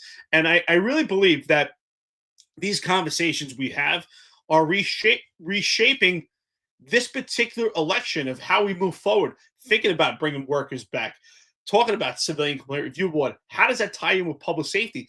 And I mean that when I say that actually ties into the relationship between community and policing, because CCRB has been one way and just cheerleading for the citizens who are making complaints, and some of them just complete bias and disdain. But if we have actual balance and say, hey, the actions that you took are wrong or inappropriate towards the police officer officer's actions are wrong. We need balance by actually being fair. That's what we do on this podcast, is we're fair. We give transparent accounts. If we use if we observe a use of force case and we find fault on the police officer, we actually say that. We don't just look at it from a one-sided coin. So again, Jim Walden, if you're still watching, thank you so much. I know you have a busy day, a busy week, busy months, and a busy year. So shout out to you for having the courage to make those changes. And I appreciate you being so approachable. Yeah, so I've been a little under the weather this week. I was running around all yesterday, the day before even, but I did some research over the weekend after I went further into the article I wrote about how the NYPD substantiated 63 officers prior to us getting on in 2024 for racial profiling or bias-based policing. And I was like, you know, I still till today, like clearly they couldn't answer the question prior to Jim coming on about how they would investigate cases of racial profiling. I mean, I think it should be an easy thing to answer, right? I don't think that's a complicated question unless what I'm saying is accurate, right? So I found this article. A couple of people had sent it to me as well after I wrote the article. So this article is from Amsterdam News on December 22nd, 2024. 3 officers face termination as first CCRB racial profiling unit investigation reaches its disciplinary trial. So this, like, really, after I read this, I was like, yeah, I'm so right that it's not even funny. And I don't know where the unions are. I don't know where the police leadership is. And I don't know where this pretend guy who pretends he cares about public safety, his name's New York City Mayor Eric Adams, is and has been on this. This is an absolute slap in the face to everybody and to all of us. I mean, we're basically labeling cops bigots without any reason or cause for it. So I don't want to read too much of the complaint, but let's just go. I don't want to read too much of the article, but let's just give you the basis of it. So obviously, like I said, they were on December 18th. They had their department trial. That was, by the way, for if you're found guilty of bias-based policing, what is that? It's termination. Look it up. That's what. So these 3 officers were facing and are still facing termination. Like I wrote in my article, Jessica Tisch still has not decided on any charges of bias-based policing. And even though I reached out for a request for comment from Deputy Commissioner of Public Information, there has been no response. So this is just looming over these officers' heads, as well as on their records, they're guilty of bias-based policing race, all 3 of these officers. So 3 officers from Queens 113 are accused of bias-based policing, which falls under CCRB's jurisdiction of abuse of power. They face termination as outlined by standards. Now, like I said, they're still working. Between 2014, they go on to talk about how the NYPD had the 3,400 racial bias things, but they only substantiated 4, right? They quote Eric Adams here. They said in 2013, a judge found the city violated the 4th and 14th Amendments over racially biased stop and frisks in Floyd versus City of New York.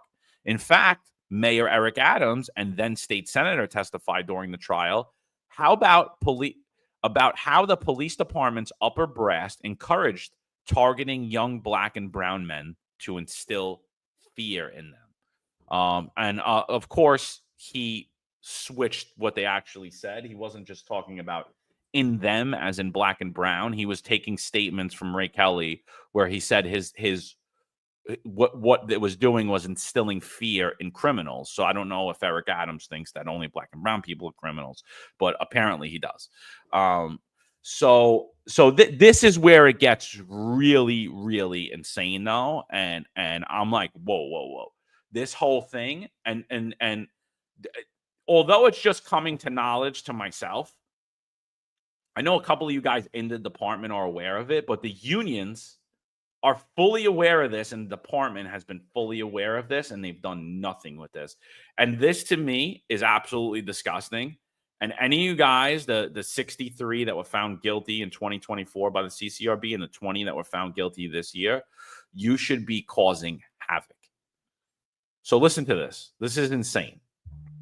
The 2-day disciplinary trial provided by the first look of how the racial profiling unit investigates and substantiates racial profiling complaints.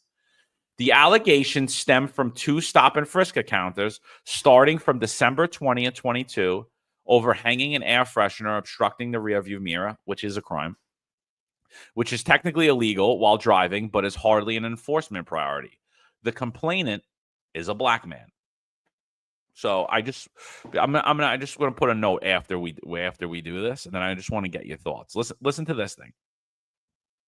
CCRB prosecutors Ken Couch and Casey Grates, leaned heavily onto the racial profiling unit's chief data scientist, Dr. Alex Winter, who crunched the numbers about how frequently the respondent officers stop black drivers compared to the rest of their command at the 113 precinct, and the percentage of black residents in that area based on U.S. Census data.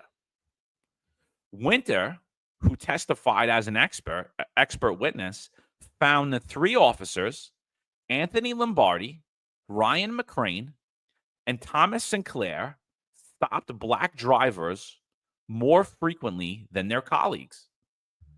The 113 in Jamaica, Queens, with 77% of the residents identifying as black, according to the census, just 68% of the drivers stopped by the rest of the precinct were black.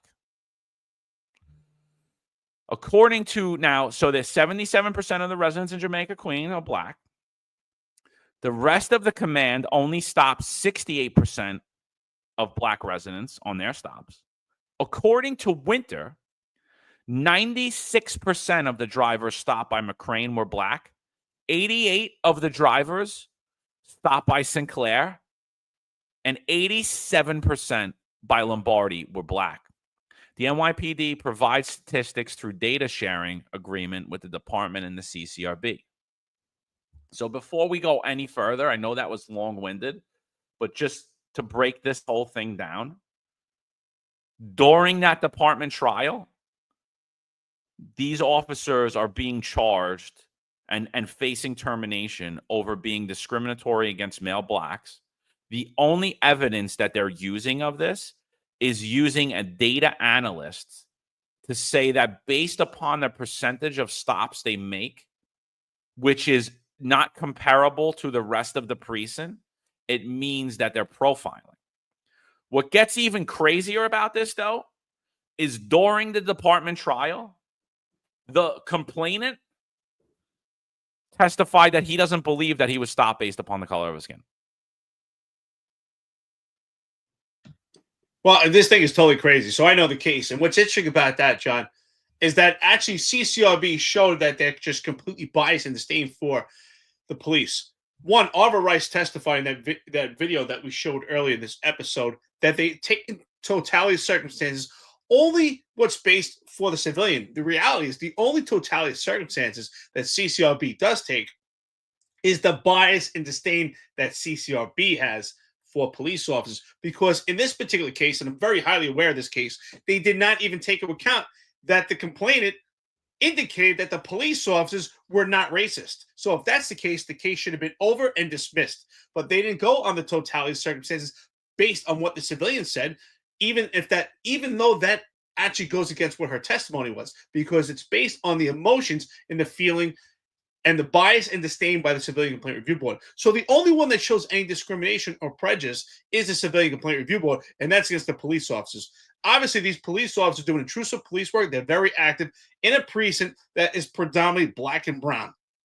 What do we know also? We've heard about the gang database. 96% of the gang database is black and brown because 99% of the crime, especially when it comes to murders and gang members, is black and brown. These police officers doing intrusive police work. This is the most ridiculous thing. This case is disgusting. It destroys their character. It destroys their reputation. And it takes away their career based on a statistical analysis that can be complete semantics and twisted and turned in any way. This is absolutely ridiculous that the unions didn't fight anymore, and the police commissioner should not allow these police officers to lose their job. This is insane. Yeah, so all 3 of the officers, by the way, are active officers. They all have like 8 years on or less, and they all have over 100 arrests each. So obviously they're probably either on the public safety team, they're looking to get on the public safety team, whatever it is, like they're active. You could tell that they are active officers. You know, you see some, like if you look up their 50A and then go over and look up their arrests, you see that they're active police officers. They work in an area that's predominantly black and brown in the 113 precinct, And you see this stain on their 50A forever, bias-based policing race. Just want to read a little more of this article because it's so eye-opening. The way to do it is he's talking about how to identify racial bias and profiling, is essentially how Alex Winter did, said Fagan. Alex Winter is the chief data scientist, right? You have to look at similarly situated officers, meaning comparable backgrounds and experience and their work details. In other words, the commands that they're at, that they're assigned to in patrol area, the meets and the sectors that they patrol, and the shifts that they run, and so on. Everything possible you can control to compare the officers in question. Essentially, it's the standard in law about how somebody being similarly situated, and if you can show there's just a statistical significant difference in the pattern and practice, an officer compared to similarly situated officers, then you can make the assumption that the officer has a taste and preference for stopping black people. Fagan also vouched for Winter, who said he's extremely skilled in doing empirical data and analysis on questions of race specifically. To be clear, stop data is only one form of circumstantial evidence used by the CCRB to prove race as a factor. For example, the agency also looks at the sequence of events that led up to the stop, question, and frisk. So, again, you're saying that you're doing similarly situated officers, but I'll tell you one thing. I looked at these three kids' records, and I'll tell you right off the bat, it wasn't done properly. And why wasn't it done properly? Because if you looked at the kids that they were assigned to the 113 with, they will overwhelmingly have way more arrests than all of those similarly situated officers. They will overwhelmingly have higher quality arrests of violent perpetrators and people who have criminal arrest histories than the rest of those cops, because they were engaged in going after what the problems were in that command. And when we're using race, right? When we're using race, did the CCRB compare it to who is overwhelmingly committing the crime in the 113 Jamaica Queens precinct? And I will guarantee you they did not. I will guarantee you they left that one piece of data significantly out. And here you go. Even this kid, paint him as a racist with absolutely no proof of it. First of all, this is excuse me, this is complete insanity. And that's exactly where this case just completely falls.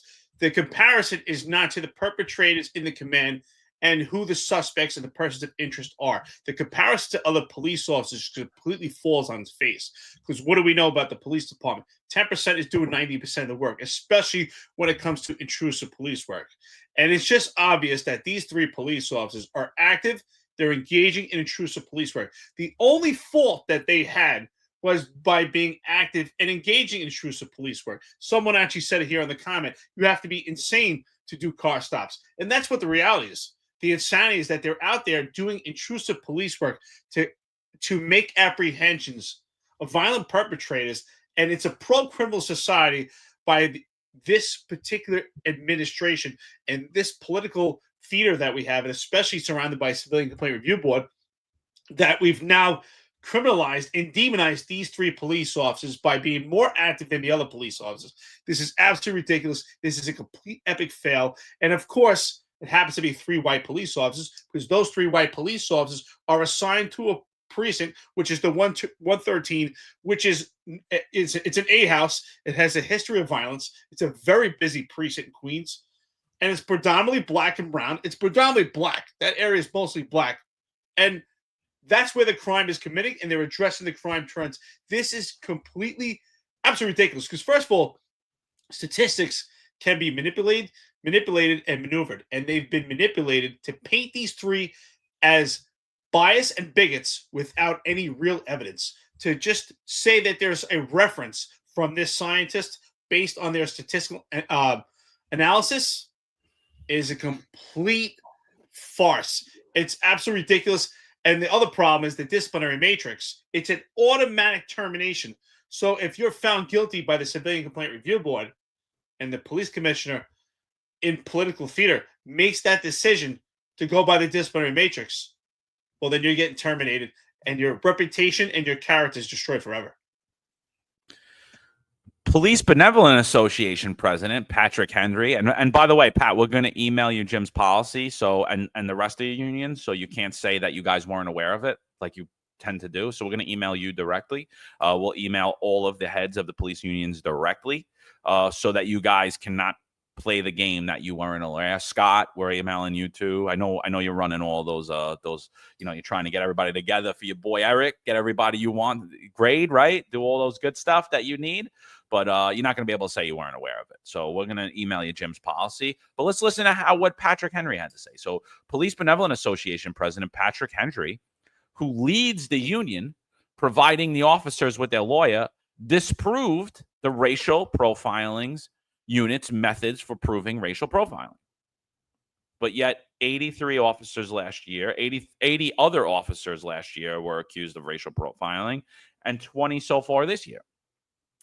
So let's hear what Pat says. He says, CCRB's approach to these cases is patently unfair to police officers. By targeting police officers based on statistics of their past stops, CCRB is ignoring the facts and legal justifications that led the officers to make those stops. They're ignoring the fact that in many cases, police officers have no idea who is inside a car when they pull it over. CCRB is using statistics to create a presumption of basis and forcing police officers to disprove it. This is a guilty until proven innocent approach, is the exact opposite of fairness and due process. I have no issue with a statement. I think it's dead on. What do you think about Pat Henry's statement? Well, it's actually the best statement he's ever made. It's actually spot on. It is guilty till proven innocent. All those factors are right. Statistical analysis can be manipulated and maneuvered. It's complete unfair, biased approach by the CCRB. Everything he said there is spot on. But what do we lack is the action to move forward. What he should be saying that these complaints that were substantiated should be completely eradicated. These cases should be dismissed. This is absolutely ridiculous. Unless a police officer says, I stopped that person because they're black or brown, and you'll probably never hear that. How do you determine a bias complaint? To me, it's virtually impossible to prove or disprove. And these allegations are dangerous. They impact the police officer's life. They impact your career. They're dangerous to everyone. It doesn't help anyone. It creates more animosity between the community and the police officers. And the CCRB is at the focal point of that, and they're held responsible. Yeah, it's complete. It's a thought crime, and it's exactly what it is. It's a guilty until innocent proven approach. Like, you're guilty now. Prove you aren't a racist. That's exactly what it is. I mean, obviously, he sent that in an email. He wouldn't be able to actually say that in person, but that was an email that someone drafted for him. Whoever did that did a great job. But what are you doing to prevent this from continuing to happen? And I think that's the bigger thing. So the reason I went and I did that article is because I really thought what I was going to see is that only male whites were being accused of this, but that's not what I found. That's not what I found when I did it. And I would have thought that was the case. I'm not going to lie. But it wasn't. So 2024. So this is the chart. If you guys go over to X and you read the article for 2024, substantiations for bias-based policing. Like I said, there were 63, right? There were 30 cases against male whites that were substantiated. There were 2 cases against female whites. Male whites were the overwhelmingly majority. They compromised 47.6% of all substantiations. And I almost regret asking that question in 2023 because I feel like if I didn't ask that question, these numbers would have been a little different. They were followed up by 20.6% of all the substantiations for bias-based policing were male Hispanics. Male Hispanics compromised 13 cases. Male blacks compromised 9 cases. Female blacks, 2 cases. Male Asian, 7 cases substantiated for racial profiling. No cases in 2024 against female Asian officers or against female Latino officers. So I would have thought that would have been differently, but based upon CCRBs, how we say that if overwhelmingly something's disproportionate, that the policy is racist, then I would say that this would lead to the fact that the CCRB is targeting male white officers. And if we went on what the statistical analysis unit in the CCRB is doing, I think, and we presented the same set of facts that they're presenting to say that these officers are engaging in bias-based policing. I think it's a fair point to say that the CCRB is engaged in targeting of male white police officers. John, in your findings, did you find that there were any cases of discrimination against black officers towards white perpetrators, white persons of interest, or white suspects? I did not go that far into that. That would have been a whole other article. I just went on the substantiated complaints for over 2024 and 2025. Again, all of that is just more data to drill down on. But like when you look at it, like none of that matters because overwhelmingly male whites police officers were substantiated at an overwhelmingly higher rate than the rest of the job.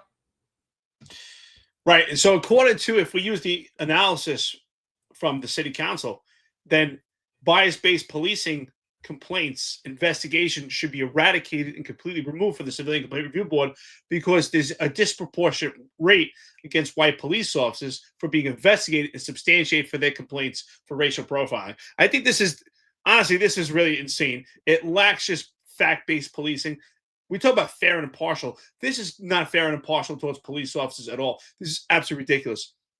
The only fault of those 3 police officers was unlucky being white and being placed in a black, predominantly black neighborhood, addressing crime and actually doing their job. If anyone's doing community policing, it was these 3 police officers trying to make apprehensions and stop violent perpetrators in this precinct who happen to be black because of black on black crime. And that was the only thing. This statistical analysis is insane. This is the most ridiculous thing. I say it all the time. It's impossible to prove or disprove these cases, but morally, it's impossible to prove these cases. But again, Pat Hendry's statement was it was spot on. I don't think he wrote it himself either, but it was spot on when that statement says that they're guilty and have to prove their innocence.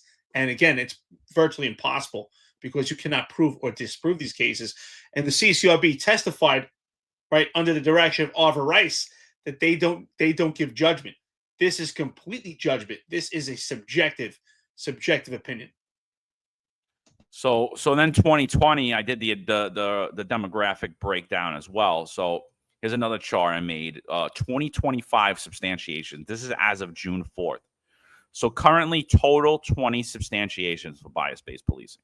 Male whites comprise 45%, but they're not number one because they're tied with male Hispanics currently, who are also at 45%. They both have 9 substantiations each for racial profiling. Male Asians account for only 1 case, and they're 5%, and female Asians account for only 1 case. So they're also 5%. There are currently no substantiations of male or female black officers or female Hispanic officers. So again, are we saying that no one engages in this? How many of these are self-generated from the CCRB? That's another drill down point. How many of these are actually due to a complainant statement? You know what I mean? That's something that needs to be looked into. All of this needs to be looked into because obviously that case of the 3 officers that we just laid out, it wasn't even based on the guy's statement that was supposedly a complainant because he said he didn't think he was stopped because of the color of his skin. And if you watch a video that I was talking about not too long ago with the Jacksonville sheriff, where some YouTuber did a ride along with him forget the kid's name. He's a black sheriff, TK Waters. He comes out and he says, he talks about doing car stops. And he's like, you know what no one ever talks about? I don't know who's driving that car in front of me. I don't know if you're white. I don't know if you're black. He goes, but when we pull over people that are black, we get accused of racial profiling. And he's like, and it's the most ridiculous thing. And not only is it now, it's ridiculous to even accuse it, but now we're literally tagging people and calling them bigots as a result of it. And we have an agency in New York City doing that. And it's completely unfair. And this practice needs to be put on hold immediately. And again, the leadership of the city, of the department, and the unions are just leaving their members out there to dry. But don't worry about it, because they're not doing any car stops and they're not going to get tagged with any of this. Just you guys are. And what does it also tell you? What this also is indicated, and it's also an inhibitor for police officers. If you're an active police officer, you're watching this, and you must be saying to yourself, because I'm thinking this, should I or should I not engage in intrusive police work? Because the majority of these complaints are founded and they stem from intrusive police work, whether it's car stops or someone walking on the street being stopped based on a level 3 stop under the case of People versus DeBoer. Now, John, I don't know in this study that you did, and I would like to look into it. Were there any cases of racial or biased policing in regards to domestics or other types of policing as far as reactive policing in comparison to intrusive police work? Because I like to dive into it. It's my guesstimate at this point that most likely these cases are based on intrusive police work, which is another inhibiting factor for police officers to keep the public safe. Because a smart police officer at this point would say to themselves, if I'm working in a predominantly black neighborhood, my suspects and my person of interest are predominantly black, and I'm white. If I'm active and I engage in intrusive police work, I may find myself in these muddy waters. Yeah, I mean, and so I mean, that's ultimately the point of all of this, is that what we're doing is we're muddying up an entire generation of cops. And who are we targeting? We're targeting our most active cops. And what does that do when we target our most active cops and we label them as bigots and racist? They're like, oh my God, I don't think I could do this job. I think I got to step back from the type of work that I'm doing, because for my own self-preservation, and rightfully so. I mean, anyone that didn't, you're an idiot. I'm sorry. Like, I mean, and so like what's happening is we're basically continuing to emasculate the police department as a result of this, and we're clipping the wings of young proactive officers, and it's directly affecting public safety, and it's wrong. For a mayor that says he cares about public safety, for leadership that say they want targeted police work, you're just letting your officers get unfairly tagged with this. It's insane. This was the video that I was talking about. It's with YouTuber Peter Santillo, and this is TK Waters. This was the video. This is what TK Waters says in the video. He says they do a car stop, and he goes, so he's Santillo's in the passenger seat, Waters is driving, and he says a lot of things. He's talking about how racism, the role of race in policing, Waters contended, is exaggerated for political profit. With Santillo riding shotgun, Waters addressed racial profiling while driving a police cruiser down a Jacksonville freeway. He said, I bet you can't tell me, or your audience can't tell me what color that driver is, he said while pointing to the car ahead of them. But the world would have you believe we stop people based upon what they look like. If they were committing a traffic violation and they were a male, black, Hispanic male, white male, you don't find out until you walk up to the car. So great article, St. John Citizen, great online publication written by Rebecca Rosenberg, former Fox News article writer, and there's Salim Algar as well, former New York Post.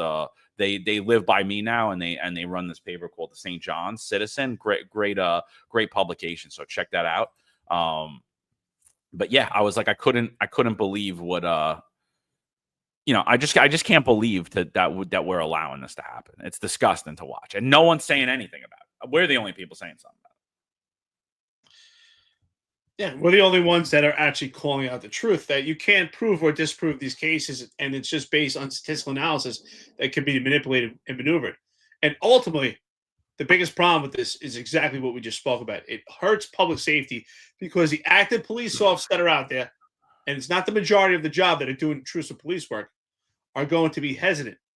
And honestly, they should be. At this point, you should be, because with the disciplinary matrix, if you're found guilty of bias-based policing, or you're prejudiced, you're painted as a bigot, you will be terminated. And I highly doubt in this political theater that the police commissioner would overturn that. So that's scary to be put in that predicament, especially if we go by crime trends, has nothing to do with race. Let's be honest. Majority of the violent commands in New York City are predominantly black neighborhoods. And unfortunately, that's the case.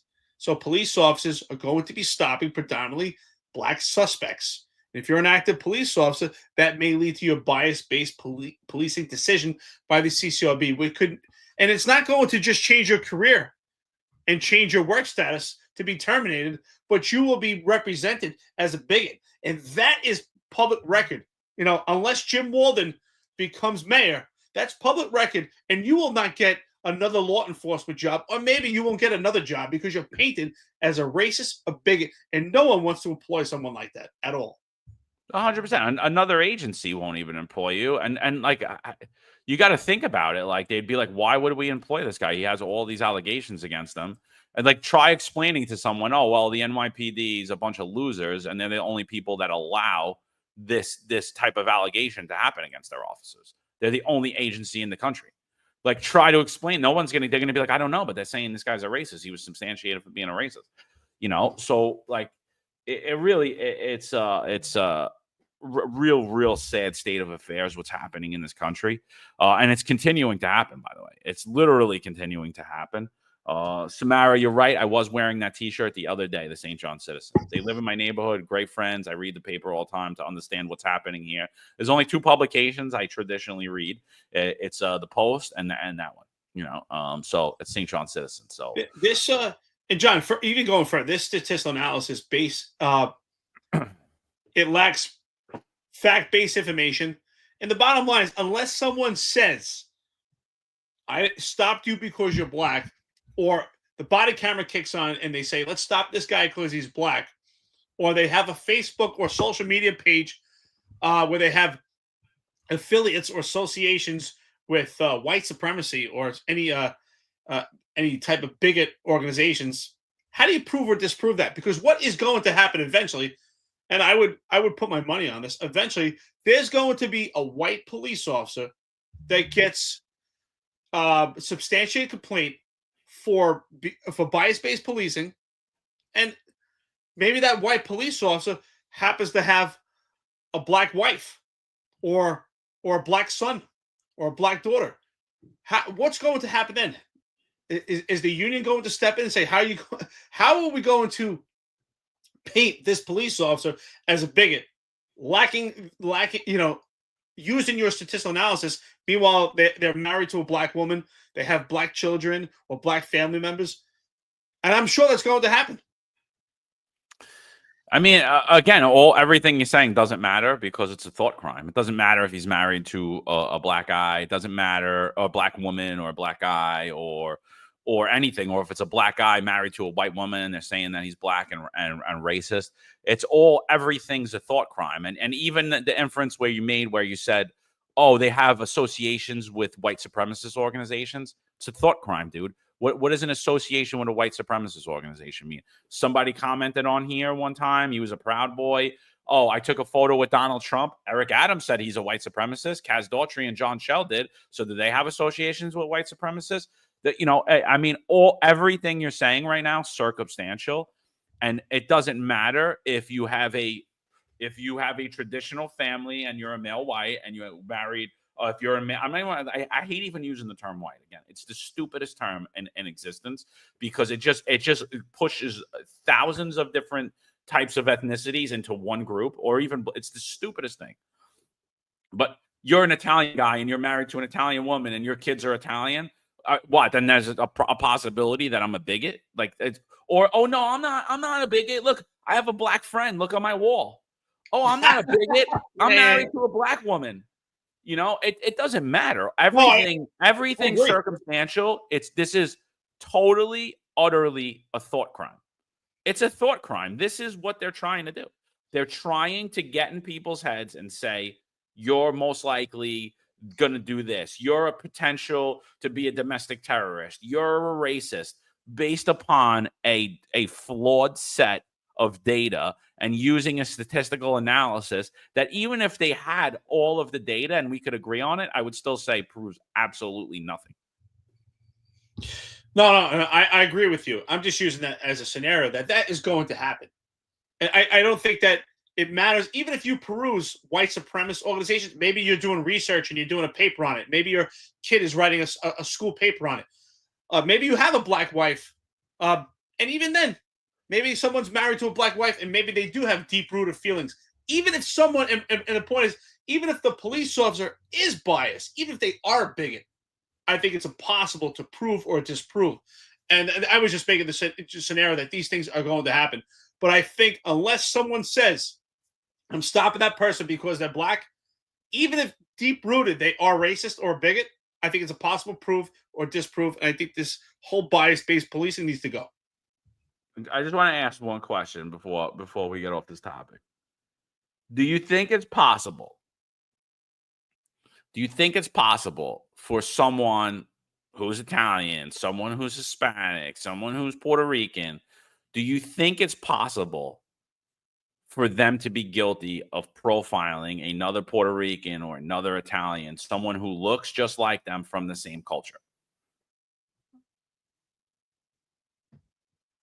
Do I believe that the CCRB could find them guilty, or do I No, believe I'm just saying, is there a possibility that there's a Italian guy who hates other Italian guys? Absolutely. Yeah.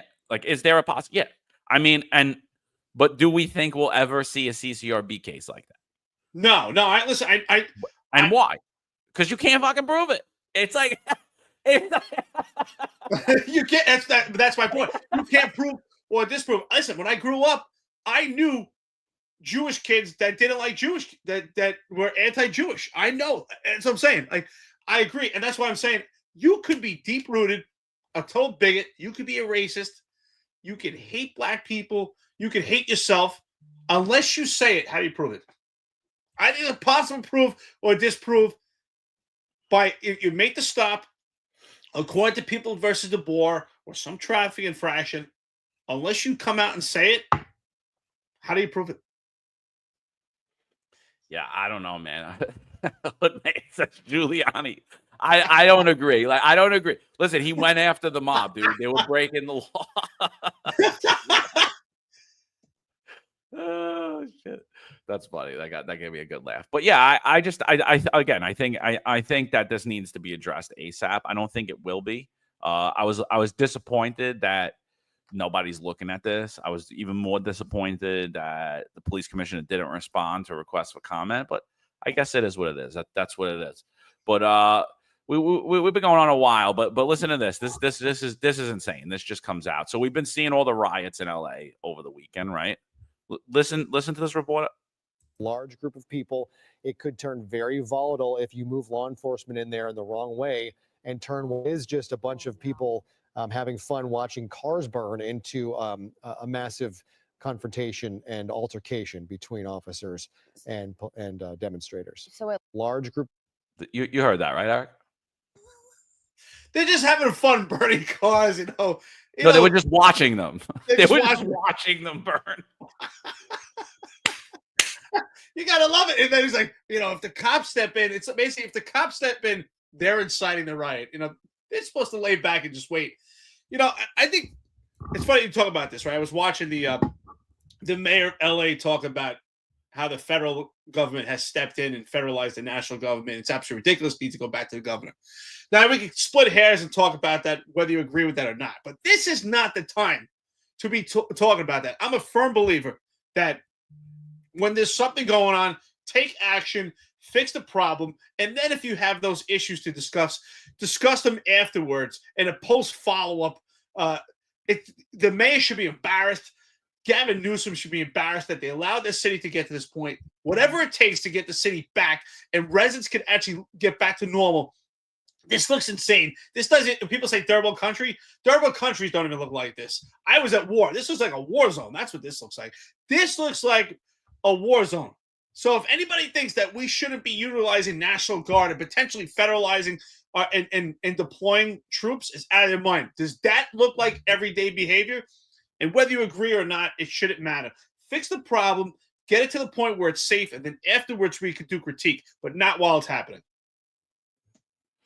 No, dude, it really, I mean, again, it's really hard to watch all of this over and over again because it's the same people, it's the same people. It's the Black Lives Matter, it's the Antifa, it's the anti-police people, it's the drag story hour people, it's the supposed pro-Palestinians, and now the supposed anti-ICE. It's really hard to watch, dude, because, again, I'm going to call it out for what it is. Everyone, including the president of the United States, is saying that these people are paid agitators. Everybody. So if they're paid agitators, who's paying them? Right? Why has local and federal law enforcement been so inept at identifying who's funding these riots? These are strategically placed riots. I mean, I don't think anyone disagrees with it. We're giving people bricks. We're dropping off pallets just like we did in 2020. People are intentionally getting arrested. There's flyers everywhere for people to get paid to go protest. I don't see what's so hard about this. We undercharge everybody that's arrested, so they're not held in our custody. They have zero fear of prosecution. We undercharge all of them. We release everybody with a desk appearance ticket, so they're back out on the street in hours. The DA drops charges against all of them, and if they don't, the judges blanket dismisses the entire case. So we have no intelligence apparatus working currently in local or federal law enforcement where we're finding out who paid you, why'd you pay, why'd you do that. We have no intelligence gathering apparatus, so we can never get to the stop, so we can never stop this. So for 5 years, America's been dealing with this. And honestly, at this point, I'm going to say right now, I blame the blue cities.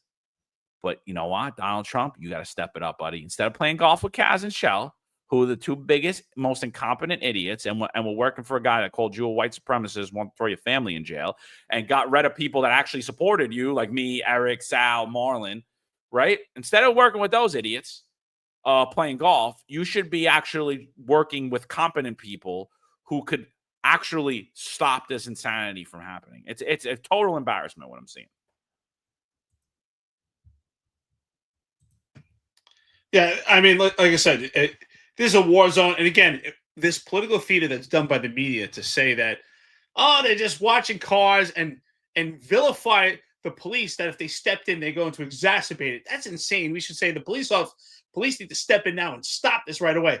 But how are the police how do we view the police as if they do their job, they're the ones exacerbating? This is sick. This is insane. And if you think this can't happen in New York, it sure could. And if this happens in New York City, be prepared for your NYPD upper echelon to get on their knees. It's going to be a battle. You'll see every chief on their knees. So look at this video, dude. Look at it.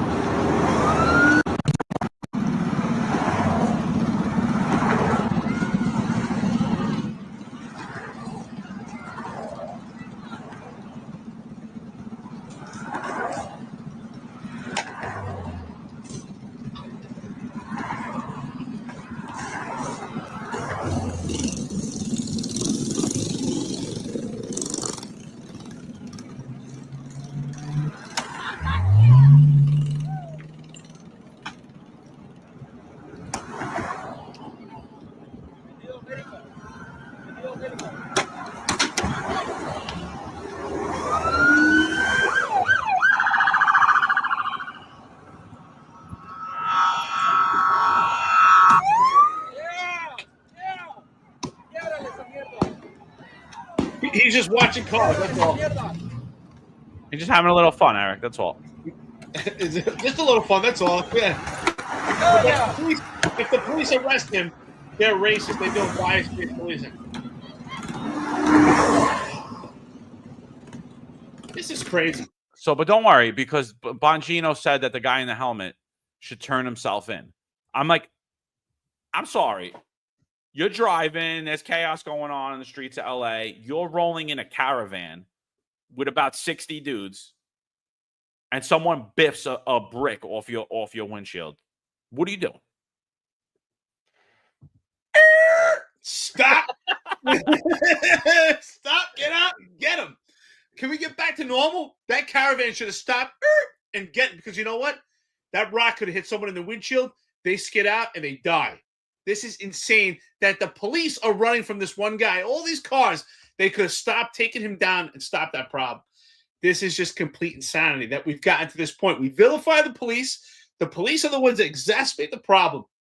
Oh, if the police stop, then they're going to exacerbate the problem. He's going to throw more rocks. No, we need to stop them. I'm sitting there watching. I'm disgusted. I'm like, turn yourself in. What? Those guys are paid law enforcement agents that drove by. How many windshields did he crack? I watched like 6 windshields where he just boom right where the driver easily could have killed him. The car easily could have spun out and killed somebody else. I mean, this is a felony act, and we're not doing anything about it. And then the LAPD is nowhere. Right? Gavin Newsom saying this did nothing to be done. And honestly, complete breakdown in law enforcement. You want to see emasculated federal, emasculated city, and what? That's just LA? What you think if this shit pops off in New York City, you think the response is going to be any different? It's going to be no different. It's going to be worse, because the police are going to be so inept. These chiefs are going to be on their knees. The police officers in New York City are going to get substantiated complaints in CCRB. They're going to be paying out lawsuits, and there will be, God forbid it happens, there will be dead police officers, because the New York City Police Department is not ready for this right now. There's failed leadership. We have meat timid police officers. We have lower standards. I feel sorry if this happens in New York right now. This is absolutely terrible. And I can understand why Donald Trump wanted to federalize the National Guard. Trust Gavin Newsom to make the call whether we need the National Guard or not. I mean, what scene do you need? That looks like Mad Max on crack. That looks insane. When do you call the National Guard? Do we need the, I mean, they're just having fun, right? John, they're just having fun. That's all it is. No, it's dude, politically captured law enforcement. That's all it is. Politically captured law enforcement. It totally makes me laugh, This is Mayor Karen Bass's statement. This is what she puts out. This morning, we received reports of federal immigration actions in multiple locations in Los Angeles. As mayor of a proud city of immigrants who contribute to our city in so many ways, I am deeply angered by what has taken place. These tactics sow terror in our communities and disrupt basic principles of our safety. My office is in close coordination with immigrants' rights community organizations. We will not stand for this. Sounds like Eric Adams when he was campaigning. Sounds like Eric Adams before he got indicted. It's weird. I tell you what, they all sound the same until no, Eric Adams now, and Eric Adams and Kaz Daughtry, John Shell, they're all blue MAGA, but they really are all cut from the same cloth. It's ridiculous. You know what's a shame? It's a shame. We're going back to that, right? It's a shame that the police officers were vilified for taking a picture with Donald Trump during the funeral and the service for Detective Jonathan Diller. And now it's okay to take pictures with Trump when you're out golfing. It's amazing how things change. It really is, I bet he's switching that photo of Biden for him and Trump now. Totally insane. And the police chiefs know better, by the way. The police chief put out a total statement. We won't cooperate with ICE. And now LAPD is getting in the game, but it's completely late. And they allowed this whole thing to happen. So I mean, I'm just completely disgusted by it. I really got nothing else for today. There was a lot of stuff that happened over the weekend. I've just been a little under the weather the past couple of days. But I thought today was great. I thought Jim's unveiling of his CCRB plan was great. And for those that claim to support the police and that's claim to support public safety, how could you not get behind that? How come Adams hasn't done that in 3 years? How come he hasn't tried to do that? How come nobody else is talking about this? You know, again, I'm going to say it. There's only two choices in the race for New York City mayor. It's Jim Walden and Curtis Lewa. Nobody else.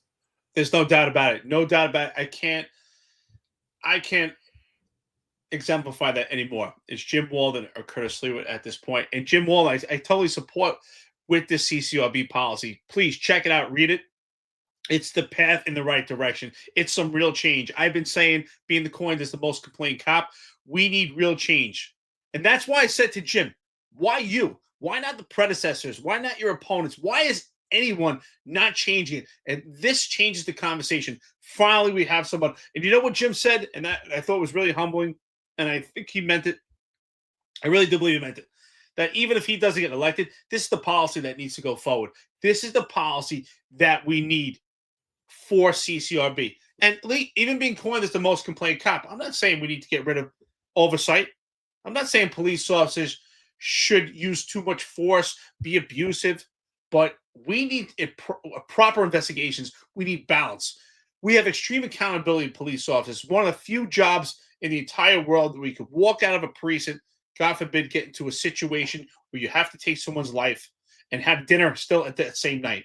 So yes, we have to be accountable and we have to explain our actions, but we need to be treated fairly also. So thank you, Jim Walden. Thank you for coming on today. This is insane what's going on here. I don't know, John, but to me, it appears, I would put my money on it, that the LAPD was told to stand down and not be present, because you don't see the LAPD anywhere. I think they were told to stand down. 100%. I wouldn't disagree with you, dude. And I'll tell you right now, if I was a resident of LA, I'd be furious. I would be furious if this was happening on my block, if this was happening where I shop, if this was happening where I work, if this was happening where anyone I know works or lives or travels, I would be furious. This is disgraceful. This is an absolute disgrace. And honestly, it's an embarrassment to law enforcement. It really is. It's a complete embarrassment, because I don't care if the mayor told you to stand down. You have the ultimate responsibility to preserve life. I don't care. I'm sick of, I was just doing my job. What'd you want me to do? Absolute embarrassment. Watching those cars just get pelted and keep driving is disgusting. Listen, I could see if there was one or two of yous, there was probably 60 of them. It's a joke. It's an absolute joke. I mean, this is insane. You're 100% right. The residents of LA, they pay big taxes to live there. The price of everything is expensive, and they have to deal with this, and they have to deal with an inept police department, inept leadership.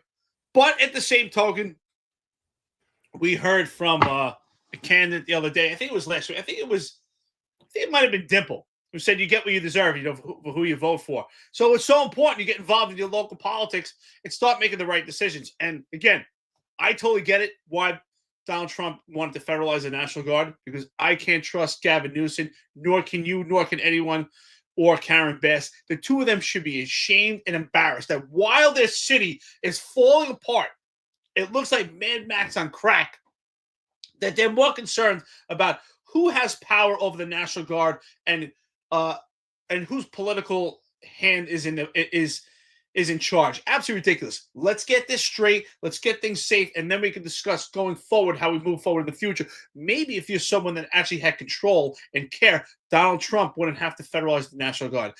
Why do we have to call the National Guard when it gets to the point that, you know, it looks like Beyond Thunderdome? Insane. Nah, totally disgusting. I mean, I just hope he's not taking advice from Kaz and Shell. That's all. But again, then again, he's you know that's it. With the Crumbs administration, it is what it is. Juju said we didn't call out the corruption from all the stuff that's around Trump. I don't know, Juju. Like we told you a long time ago, you were out playing golf. You might be a little tired. You know, when you're ready, you're more than welcome to come on here, buddy. So, yeah. Juju, how was that? What is it? The 9-iron? Yeah, 100%, dude. All right, yeah. So I think that's it, bro. I think I'm done. But I thought it was a good show. I thought, absolutely. You know, it is what it is. Like, you know, I think that we proved it on here time and time again. The CCRB is not an effective agency.